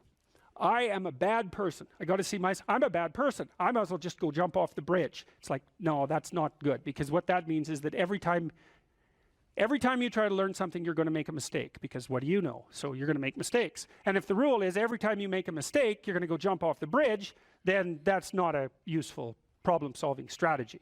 And so when you make a mistake, you don't get to beat yourself to death with a club. It's a bad strategy, and you'll have your internal tyrant in there who's perfectly happy about doing that. That's the, overactive superego that Freud talked about. Maybe it came to you via a parent who was too authoritarian, or a grandparent, or maybe it's just you because you're disagreeable and neurotic, and so you'll take or hyper-conscientious. You'll take yourself apart. Well, you've got a problem. Something has objected to you. Then the question is, well, what does that mean? Well, maybe you're not looking at the world right. Maybe your goals are wrong. Maybe you're not acting properly. It's okay. So the question that arises when an obstacle emerges is, which part of this structure needs attention? And the first answer can't be all of it, which is why when you're arguing with someone in an intimate relationship and you're angry at them and you want to win, which is a big mistake, you want to win, you say, well, this is what you're like. Here's another 10 examples of how you've done that in the past, and I can enumerate more of them if you'd like. And so that's actually what you're like, and I've tried fixing you and it didn't work, and so it looks like you're going to be like that up into the future. And you're basically saying to them, well, you're a bad person, and the only thing they can do is either collapse or punch you. And punching you is actually better than collapsing. You know what I mean? It's such a counterproductive way of arguing. You don't leave the person any out. And so maybe, well, they're civilized, so it doesn't get physical. Well, maybe that's good and maybe it isn't. But then they end up either really not happy with you in a way that they will manifest the first possible opportunity they get, or they have to go off in the corner and cringe. It's like, great, you won. It's like now your partner's either hates you or is cringing. It's great. That's a real good victory, man. Rack up about 100 victories like that and you'll be in divorce court and spending $250,000 while being miserable about it. Yeah. So anyway, so something objects to you and you think, okay, well, I need to take myself apart, right? Because there's a piece that's broken somewhere. And then you might think, well, let's assume it's a little piece to begin with. That's the right mechanism. It's like, okay, you got a C-. That doesn't prove that you're stupid. Now, it implies that you might be stupid, but it doesn't, right, really, it does, and that's why you don't want to look at it. Maybe it implies that you're lazy, or implies that you're ignorant, or like it implies all sorts of terrible. Might imply that you're a bad person even. But you don't want to leap to that, and that's sort of the proclamation of innocence before guilt. Assume that you're the least amount of reprehensible and ignorant possible. And so then you look at the micro routines. It's okay, well, I got a C- in this course. Maybe I should study for that course 15 minutes more a day for the next 3 months. And then you ask yourself, do you think you could do that? No, I'm too useless. Okay, how about 15 minutes every second day? You think you could do that? You put it in your schedule, like 15 minutes every second day in the morning.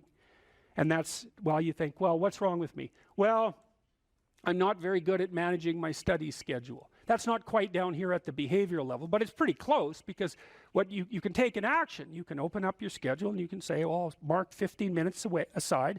Then you can practice doing that. It's pretty low level in the hierarchy. It means, well, you're still not a horrible person. You just got to polish up your work ethic. And so what you want to do is it's like It's like the old adage, you got to stand up for yourself, but you don't want to make unnecessary enemies. That's a really good thing to know. It's like, shut the hell up most of the time, but now and then you don't shut up because it's time to say something. You don't want to make unnecessary enemies though. Well, you don't want to take yourself apart any more than is absolutely necessary. Start little, and you do that with people around you too. Like if you have a child, you know, and the child does something that isn't right, then you think, okay, minimal necessary intervention. What can we do to decrease the probability that that's going to occur in the future? So, and that's a good thing to know with children. It's also a good thing to know with your partners. You're having an argument with them. It's like, okay, what the hell do you want? What's the minimum thing you can request from them that would satisfy you? And the evil part of your soul is going to be, I want them cringing in a corner. It's like, yeah, get that stuff under control, man. See if you can figure out what that person could offer you that would be minimal that you would accept. And then tell them that. It's like, here's the words I would like you to say in the apology I would like you to formulate, assuming that you think you did something wrong. We have to argue about that because maybe you didn't. But if you did, I want to specify it precisely and narrowly, and I want to give you an escape route. And you know, you might only be able to do it badly because you're still mad. So you apologize half-heartedly. It's like you get a pat on the head for that. Good. Next time it'll be 51%, not half-heartedly. Right? So it's careful training. It's careful training of yourself and other people with the goal in mind, but also with the least amount of harshness possible. And then the other thing to do as well, and this is also true for you, and this is something I learned from studying the behaviorists, is like watch the people around you like a hawk. Whenever they do something that you think is good, you tell them. That's wisdom, man. You'll get so far with that you cannot bloody well believe it, because most people, you know, they're afraid of any number of things, but one of the things they're really afraid of is that now and then they'll creep out of their cynical shell and try to do something good. You know, it's like they're popping out this thing that's unbelievably vulnerable. They'll try to do something good and creep right back into their persona, and they'll look around and see if anyone noticed. And sometimes they'll get punished for it, and then, well, then they won't do it again, so don't do that. But then, now and then you think, hey, I saw you do this. That was actually pretty good. And they think, oh, wow, someone noticed. You know, it's like, wow. And then they'll think, yeah, I could do that again. And if you want to live with someone for a long period of time, I would say every time they do something that you would like them to do more of, number one, notice. Number two, tell them, right? Because I know you don't want to, because you really want to dominate them, and you don't want them thriving, because then they'd be competition to you, and you wouldn't be able to go complain to your mother about what a miserable partner you have, and you know how delightful that is. So you have to forego all that pleasure if you actually helped your person develop. So you got to get over all that. It's really annoying. So, you know, you've got this person pegged as, yeah, you're stuck with them, and you know, maybe it's the best you can do, but you got one eye open. And then every time they do something good, you don't want to notice, because if that elevated them a little bit, you wouldn't be able to feel so resentful and miserable and keep your eye open for the next possible affair. And that is what people are like. That is what people are like, and that's what you're like too. That's what people are like. So you got to decide if that's what you want, or you want to help the person that you're with grow. You know, now it's dangerous because they might outshine you. Well, good. Then you have someone to compare yourself to. That'd be a good deal. It's really rough with kids, you know, because parents will stop their children from succeeding beyond them. They get jealous, and then they'll put them down, and then they have kids that do not like them, and they'll pay for it.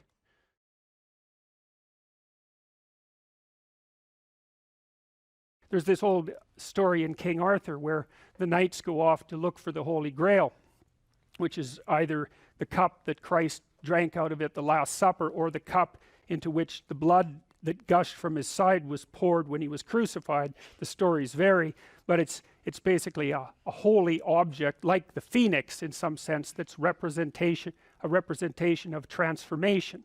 So it's an ideal, and so King Arthur's knights, who sit at a round table because they're all roughly equal, go off to find the most valuable thing. And where do you look for the most valuable thing when you don't know where it is? Well, each of the knights looks at the forest surrounding the castle and enters the forest at the point that looks darkest to him. And that's a good thing to understand, because the gateway to wisdom and the gateway to the development of personality, which is exactly the same thing, is precisely through the portal that you do not want to climb through. And the reason for that's actually quite technical. This is a Jungian presupposition too, is that, well, there's a bunch of things about you that are underdeveloped, and a lot of those things are because there's things you've avoided looking at because you don't want to look at them, and there's parts of you you've avoided developing because it's hard for you to develop those parts. And so it's by virtual necessity that what you need is where you don't want to look, because that's where you've kept it. And so, and that's why there's, you know, an idiosyncratic element of it for everyone. Your particular place of enlightenment and terror is not going to be the same as yours, except that they're both places of enlightenment and terror. So they're equivalent at one level of analysis and different at another. So anyways, back to fiction and what it does. It distills truth, and it produces characters that are composites. And the more they become composites, the more they approximate a mythological character. And so they become more and more universally true and more approximating religious deities. But the problem with that is they become more and more distant from individual experience. And so with literature, there's this very tight line where you need to make the character more than merely human, but not so much of a god that, you know, one of the things that happened to Superman in the 1980s, Superman started out, he's got a heavenly set of parents, by the way, and an earthly set of parents, and he's an orphan like Harry Potter.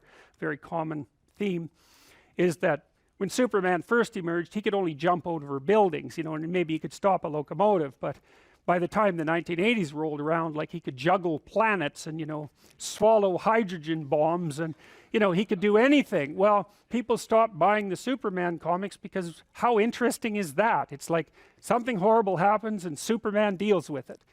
And something else horrible happens and Superman deals with it. And it's like, that's dull. He turned into such an archetype. He was basically the omniscient, omnipresent, omnipotent God, and that's no fun. It's like God wins, and then God wins again, and then again God wins, and, you know, so then they had to weaken him in different ways with kryptonite, you know. So green kryptonite kind of made him sick, and red kryptonite, I think, kind of mutated him, if I remember correctly. And anyways, they had to introduce flaws into his character so that there could be some damn plot.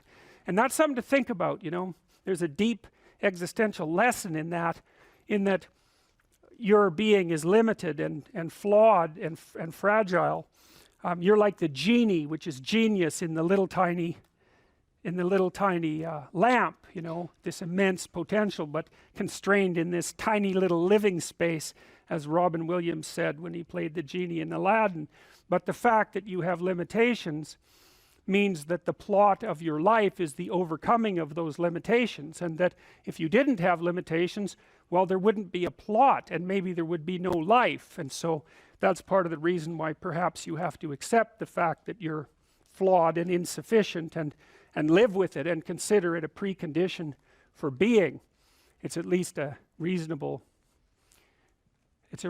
idea. So anyways, one of the main characters is the country, the known, the explored territory. We went over that a bit, and it always has two elements. I mean, your country is your greatest friend and your worst enemy, you know, because it squashes you into conformity and demands that you act in a certain manner, and reduces your individuality to that element that's tolerated by everyone else, and it constrains your potential in a single direction. And so it's really tyrannical, but at the same time it provides you with a place to be and all of the benefits that have accrued as a result of the actions of your ancestors and all the other people that you're associated with. So there's the good tyrant, or the bad tyrant, and the good king, and those are archetypal figures, and that's because they're always true, and they're always true simultaneously,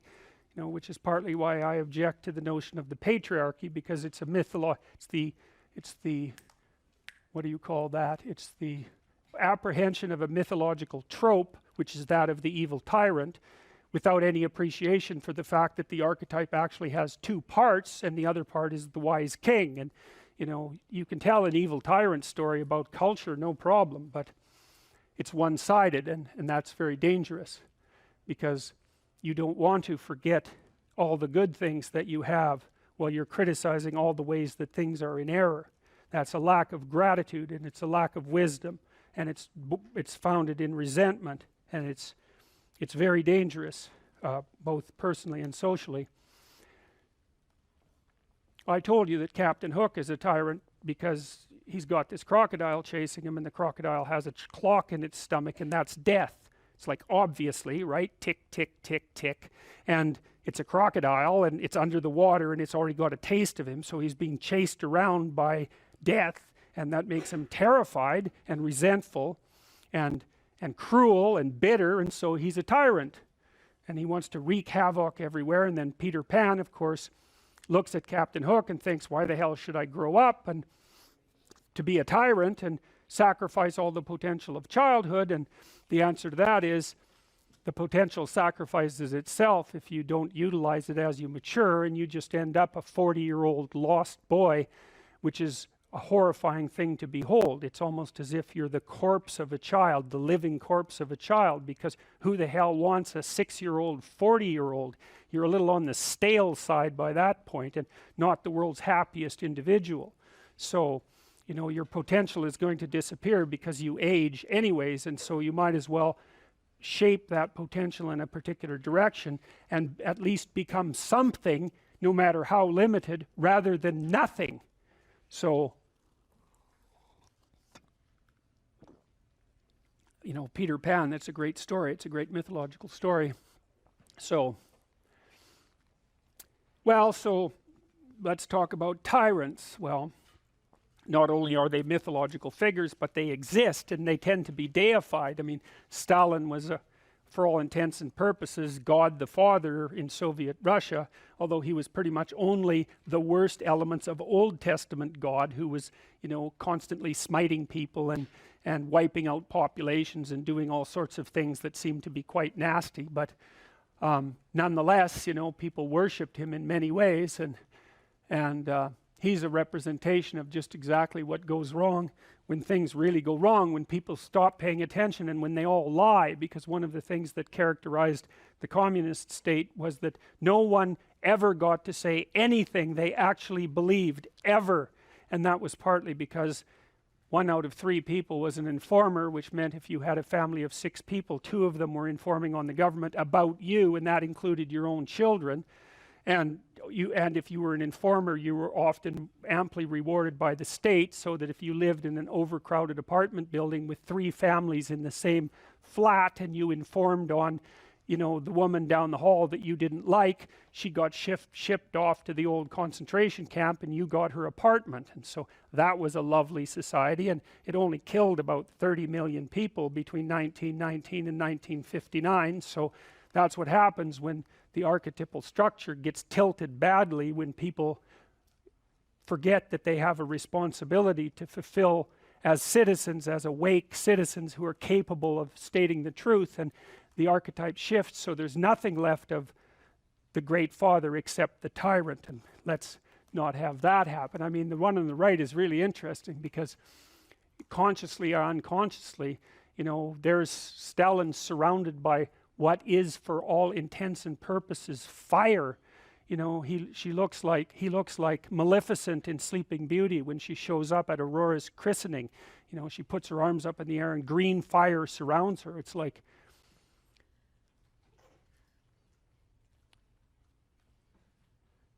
he's surrounded by fire, and there's Lenin above him, who's like king of the fiery realm, and that's for sure. So, I mean, all the terrors that happened in the Soviet Union didn't start under Stalin, they started under Lenin, and Stalin was definitely Lenin's legitimate son, let's put it that way. If you're resentful about something, well, first of all, you should notice, I'm resentful. And that's kind of humiliating, because no one's proud of being resentful. It's a shameful emotion. Well, so then why are you resentful? Well, there's only 2 reasons as far as I've been able to tell. One is that you're allowing yourself to be taken advantage of, or you're being taken advantage of. Sometimes you're not allowing yourself. Sometimes you're a child being abused by their uncle. You're not allowing yourself. You can't do anything about it. You're resentful because you're being taken advantage of, or because you're immature. It's one of those two things. Figure out which it is, and then take the steps necessary to address it. Living a life without resentment is a great goal. People are often resentful if they see that responsibility has been abdicated. Why isn't that person doing their job? It's like, well, hey man, step in at your workplace, in your family. You know, and you think, well, I shouldn't have to do that extra work. Well, you shouldn't be a slave. You shouldn't allow yourself to be tyrannized. But if something bugs you because a responsibility is going unfulfilled, there's a great opportunity for you. And this is something I don't think we teach young people well. And one of the things, you may remember this, that was so striking about the tour was that I made a case fairly consistently that most people find the meaning that sustains them through the vicissitudes of life, not in happiness, but in responsibility. And that would bring everyone to a halt. It would always make the whole theater silent. It's like, oh, I never thought of that connection. Because maybe you want to avoid responsibility, and you can understand why. You can understand why. You hide from it. That is what you encounter if you go out in the world. You think, who the hell wants that? I don't want the responsibility. It's like, well, yes, you do, as it turns out. There's nothing better than responsibility. Now, you know, I say that with some caution. I think that it's hard to say. The responsibility, I've been overwhelmed by my apparent responsibility, but I think it's also kept me alive. And I mean that literally. And so, wait, can you go a little deeper with that? I mean, when you were at your darkest moments in the last 2 years, whatever that might be, was it the feeling well, there's been many times in the last year where it would have been much easier for me just to be dead. That's constant. So, but no. But is it but no because of something in you, or is it but no because of the people that you would have abdicated that responsibility of the people, or is that ultimately the same thing? It. Yeah. Well, I do think the two aren't easily distinguishable, but it's definitely that. It's definitely that. You know. And it's one of the chapters, the last chapter, is be grateful in spite of your suffering. You know, you need a meaning to sustain you through suffering, and it is the case that you find that in responsibility. Well. And so it's good advice for anyone who's at work. You're resentful about this and that because people aren't pulling their weight. Pull it. See what happens. You become indispensable instantly. You'll know everything. And maybe that job won't be for you, or maybe that relationship won't be for you, but you'll take your hard acquired wisdom and go elsewhere and flourish there. So, you know, this kid stopped me. I think I wrote about this in this book. Kid stopped me in a restaurant one day when I was walking in, and he said, and he had an undergraduate degree, and he was working as a waiter in a chain steak place. And he stopped me and he said, you know, about 6 months ago, I was watching one of your lectures and I decided to stop being resentful about my job. And he was resentful because he had a university degree and he's working as a waiter. You know, and look, I don't have anything against waiters. It's like a waiter can make your evening, you know, hooray. He said, well, I decided I'd start trying at my job, like really trying as if it was worthwhile. He said he got 3 promotions in 6 months, like he's just rocketing up the power hierarchy. Well, it's not power, it's competence if it's well run. You know, and places are full of opportunity. There's always people out there who are doing far better than you on pretty much anything you want to imagine. And if all you're doing is seeing yourself in their reflected light, let's say, then it's going to be pretty damn dismal. But it's not a good comparison because, well, first of all, there's danger in just comparing yourself to others, period, because they're not you. And God only knows what struggles they had to undertake to get to where they were, or what burdens they're currently carrying that you're not aware of. But you can certainly contrast yourself with yourself. And that's a lot better. It is the only way. Well, it's also the only way of really measuring anything approximating proper improvement. You can actually tell when you're a little better than you were yesterday. Right. And you can actually do that. That's another thing that's so interesting about it, is that you can actually make yourself a little better in some way, pretty much, well, I don't know if it's at every moment, but you can certainly do it every day.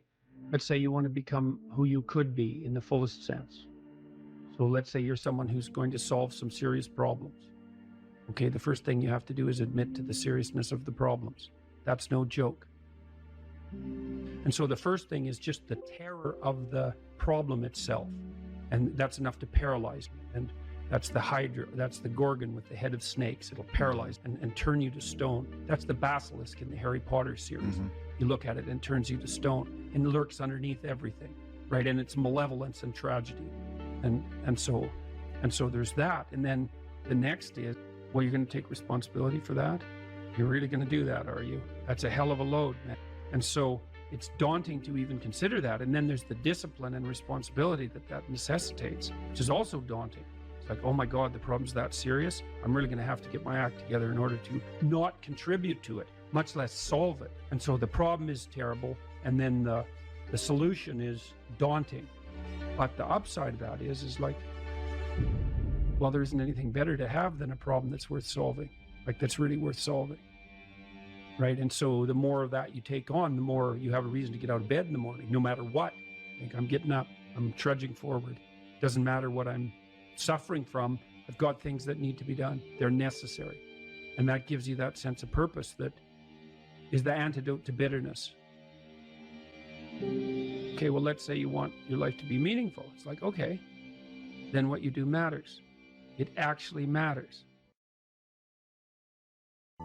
Or how starting to clean up the room changed their life. That's quite fun because it's something I always tell people to do instead of going out and protesting. Jesus, I just can't stand Cleaning up that. the room? Yeah. Meaning?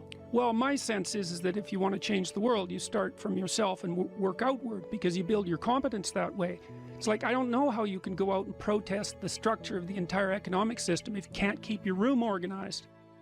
Well, I made a video call, which was called Message to Millennials, where it was called How to Change the World Properly. A bit of it on the pretentious side, I suppose, but I was trying to produce something that was a counterposition to this idea that what you should do is go out and fix up other people. You know, that's just not right.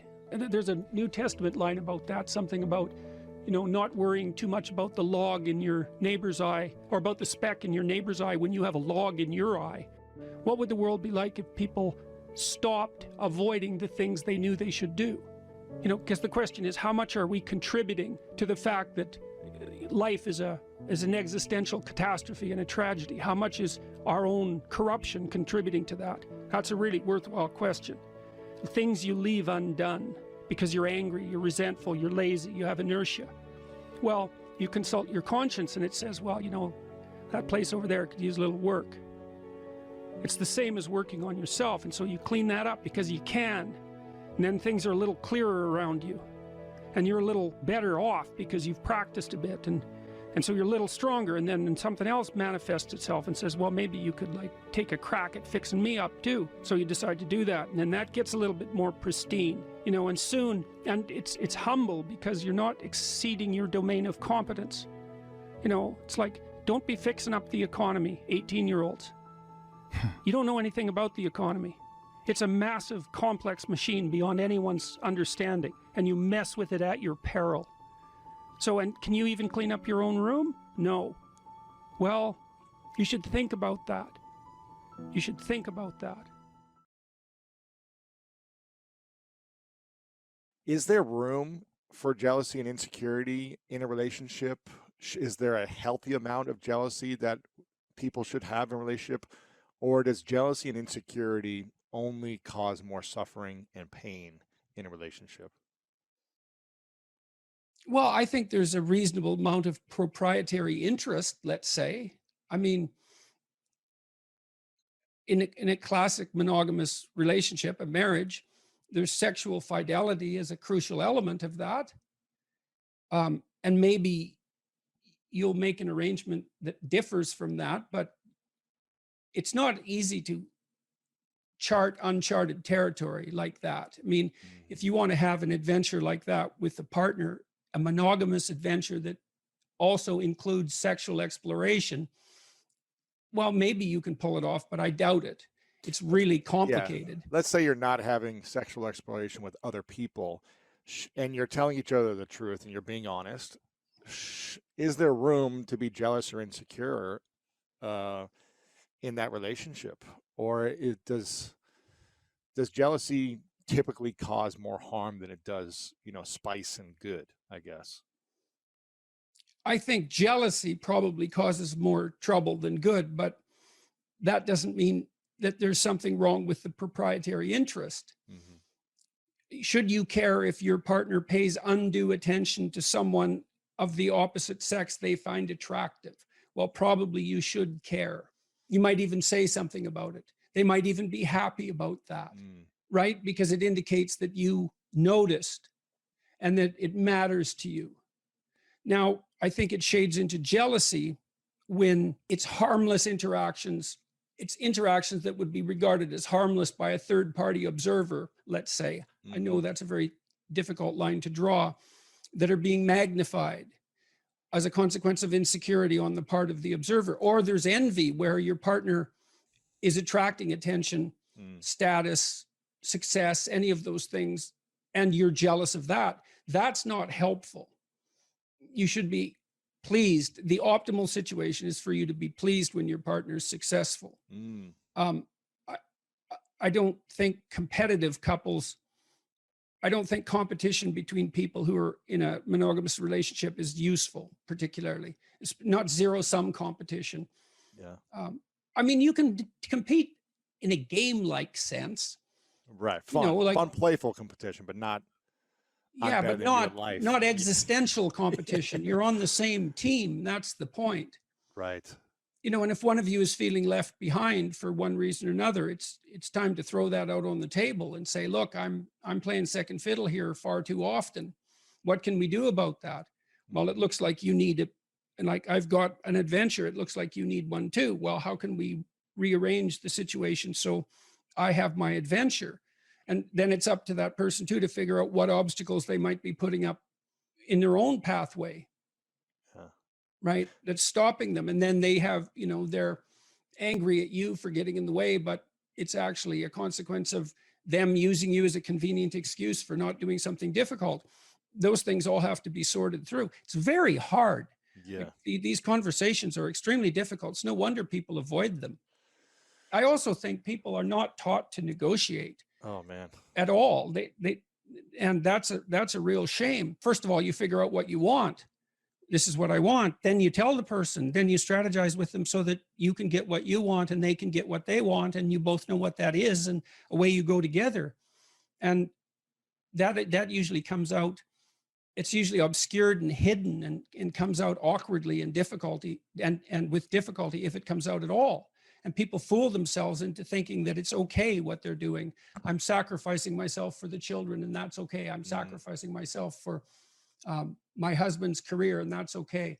I'm working at a job I can't stand because I need to support my wife and children, and that's okay. I mean, sometimes that is okay, but it has to be out, clear, in the open, talked about, negotiated, discussed. You know, I think you can be a slave or a tyrant, or you can negotiate. Those are your options. And we default to slavery and tyranny because that doesn't require any cognitive effort. And then we pretend that everything's all right. And then it blows up in our faces and we end up divorced. Right. So we got to learn how to negotiate. Yeah. Yeah, well, and then you have to notice that there are things that you want, right? And you have to tell yourself what those are. And then you have to let the other person know. And then they can deprive you of them because they actually know who you are. And so that's a big risk. But if you do lay it out and negotiate it, then you have two people working in the same direction, and they each bring their different viewpoints to bear on the problem. And sometimes that'll save you, you know, that additional cognitive complexity you have because there's two of you instead of one. It can make you much more effective. What happens when we feel like our partner is depriving us of what we want? If it's not, you know, infidelity or something of the likes of being with other people, but something else that we want in our life, a goal. Well, sexually, that happens all the time. Right. Because people, generally speaking, men would like to have sex more frequently than women. So that's a sticking point in many relationships. But forget that for the moment. We might just as well say that the probability that one partner and the other partner are going to have exactly the same level of sexual interest say with regards to frequency is quite low. So there's going to be friction there. So what do? Well, you negotiate about it. It's like, well, I'd like to have sex 15 times a week. Well, I'd like to have sex once a week. Right. Okay, well, you know, the logical meeting point there would be in the middle. But then that has to be planned out. And you also have to say exactly what you mean. Well, exactly what do you mean by sex? Because there's all sorts of variations of sex, ranging from just intimate closeness to full-fledged sexual activity of various sorts. And the various sorts matter too. And these are painful discussions often. It's very funny in some sense that people will do and desire things that they won't talk about, right? They'll engage in the act, but they won't engage in the negotiation. And they won't admit what they want. Why is it so hard for us to admit what we want? We're ashamed of it. That's easy with sex. Sex and shame regulates sex. You know, people say, well, you shouldn't be ashamed of sex. It's like, well, really? Really? No, that's a stupid theory. We arrest people who expose themselves in public. Why? Well, because we don't want people masturbating in public. We assume they should be ashamed enough not to do that. Shame regulates sexual behavior. So we're embarrassed about our desires. And, you know, naively, you'd think, well, you can just shed that. Well, first of all, no, you can't. And second of all, it isn't obvious at all that you should. What you might be able to do is to determine how to play out your sexual life in the confines of your relationship in a manner that neither of you do find shameful. But just think how hard that is. Like, you know, you think, well, that's what I want. It's like, but then you think about how unlikely that is and how difficult it would be to attain it. You know, you could say that if that ever happens to you in your life once, you're lucky, you know, that it's perfect. Now, I think that's pessimistic because I believe that solutions to that problem can be negotiated, but it's not. It's what everyone wants, but it's an extraordinarily difficult thing to bring about. You know, so let's say you want the ideal romantic evening. Well, okay, what are you going to do about it? Are you going to put yourself in reasonable physical shape? So you're attractive? Are you going to make a playlist and put some time into it? Are you going to buy some candles?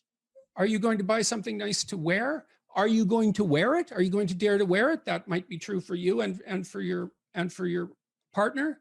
Are they going to dare to wear it? Are you going to be smart enough if they do wear it to respond in a way that makes them feel confident and increases the probability that they'll do it again? Are you going to do whatever is necessary to make yourself physically attractive in that moment?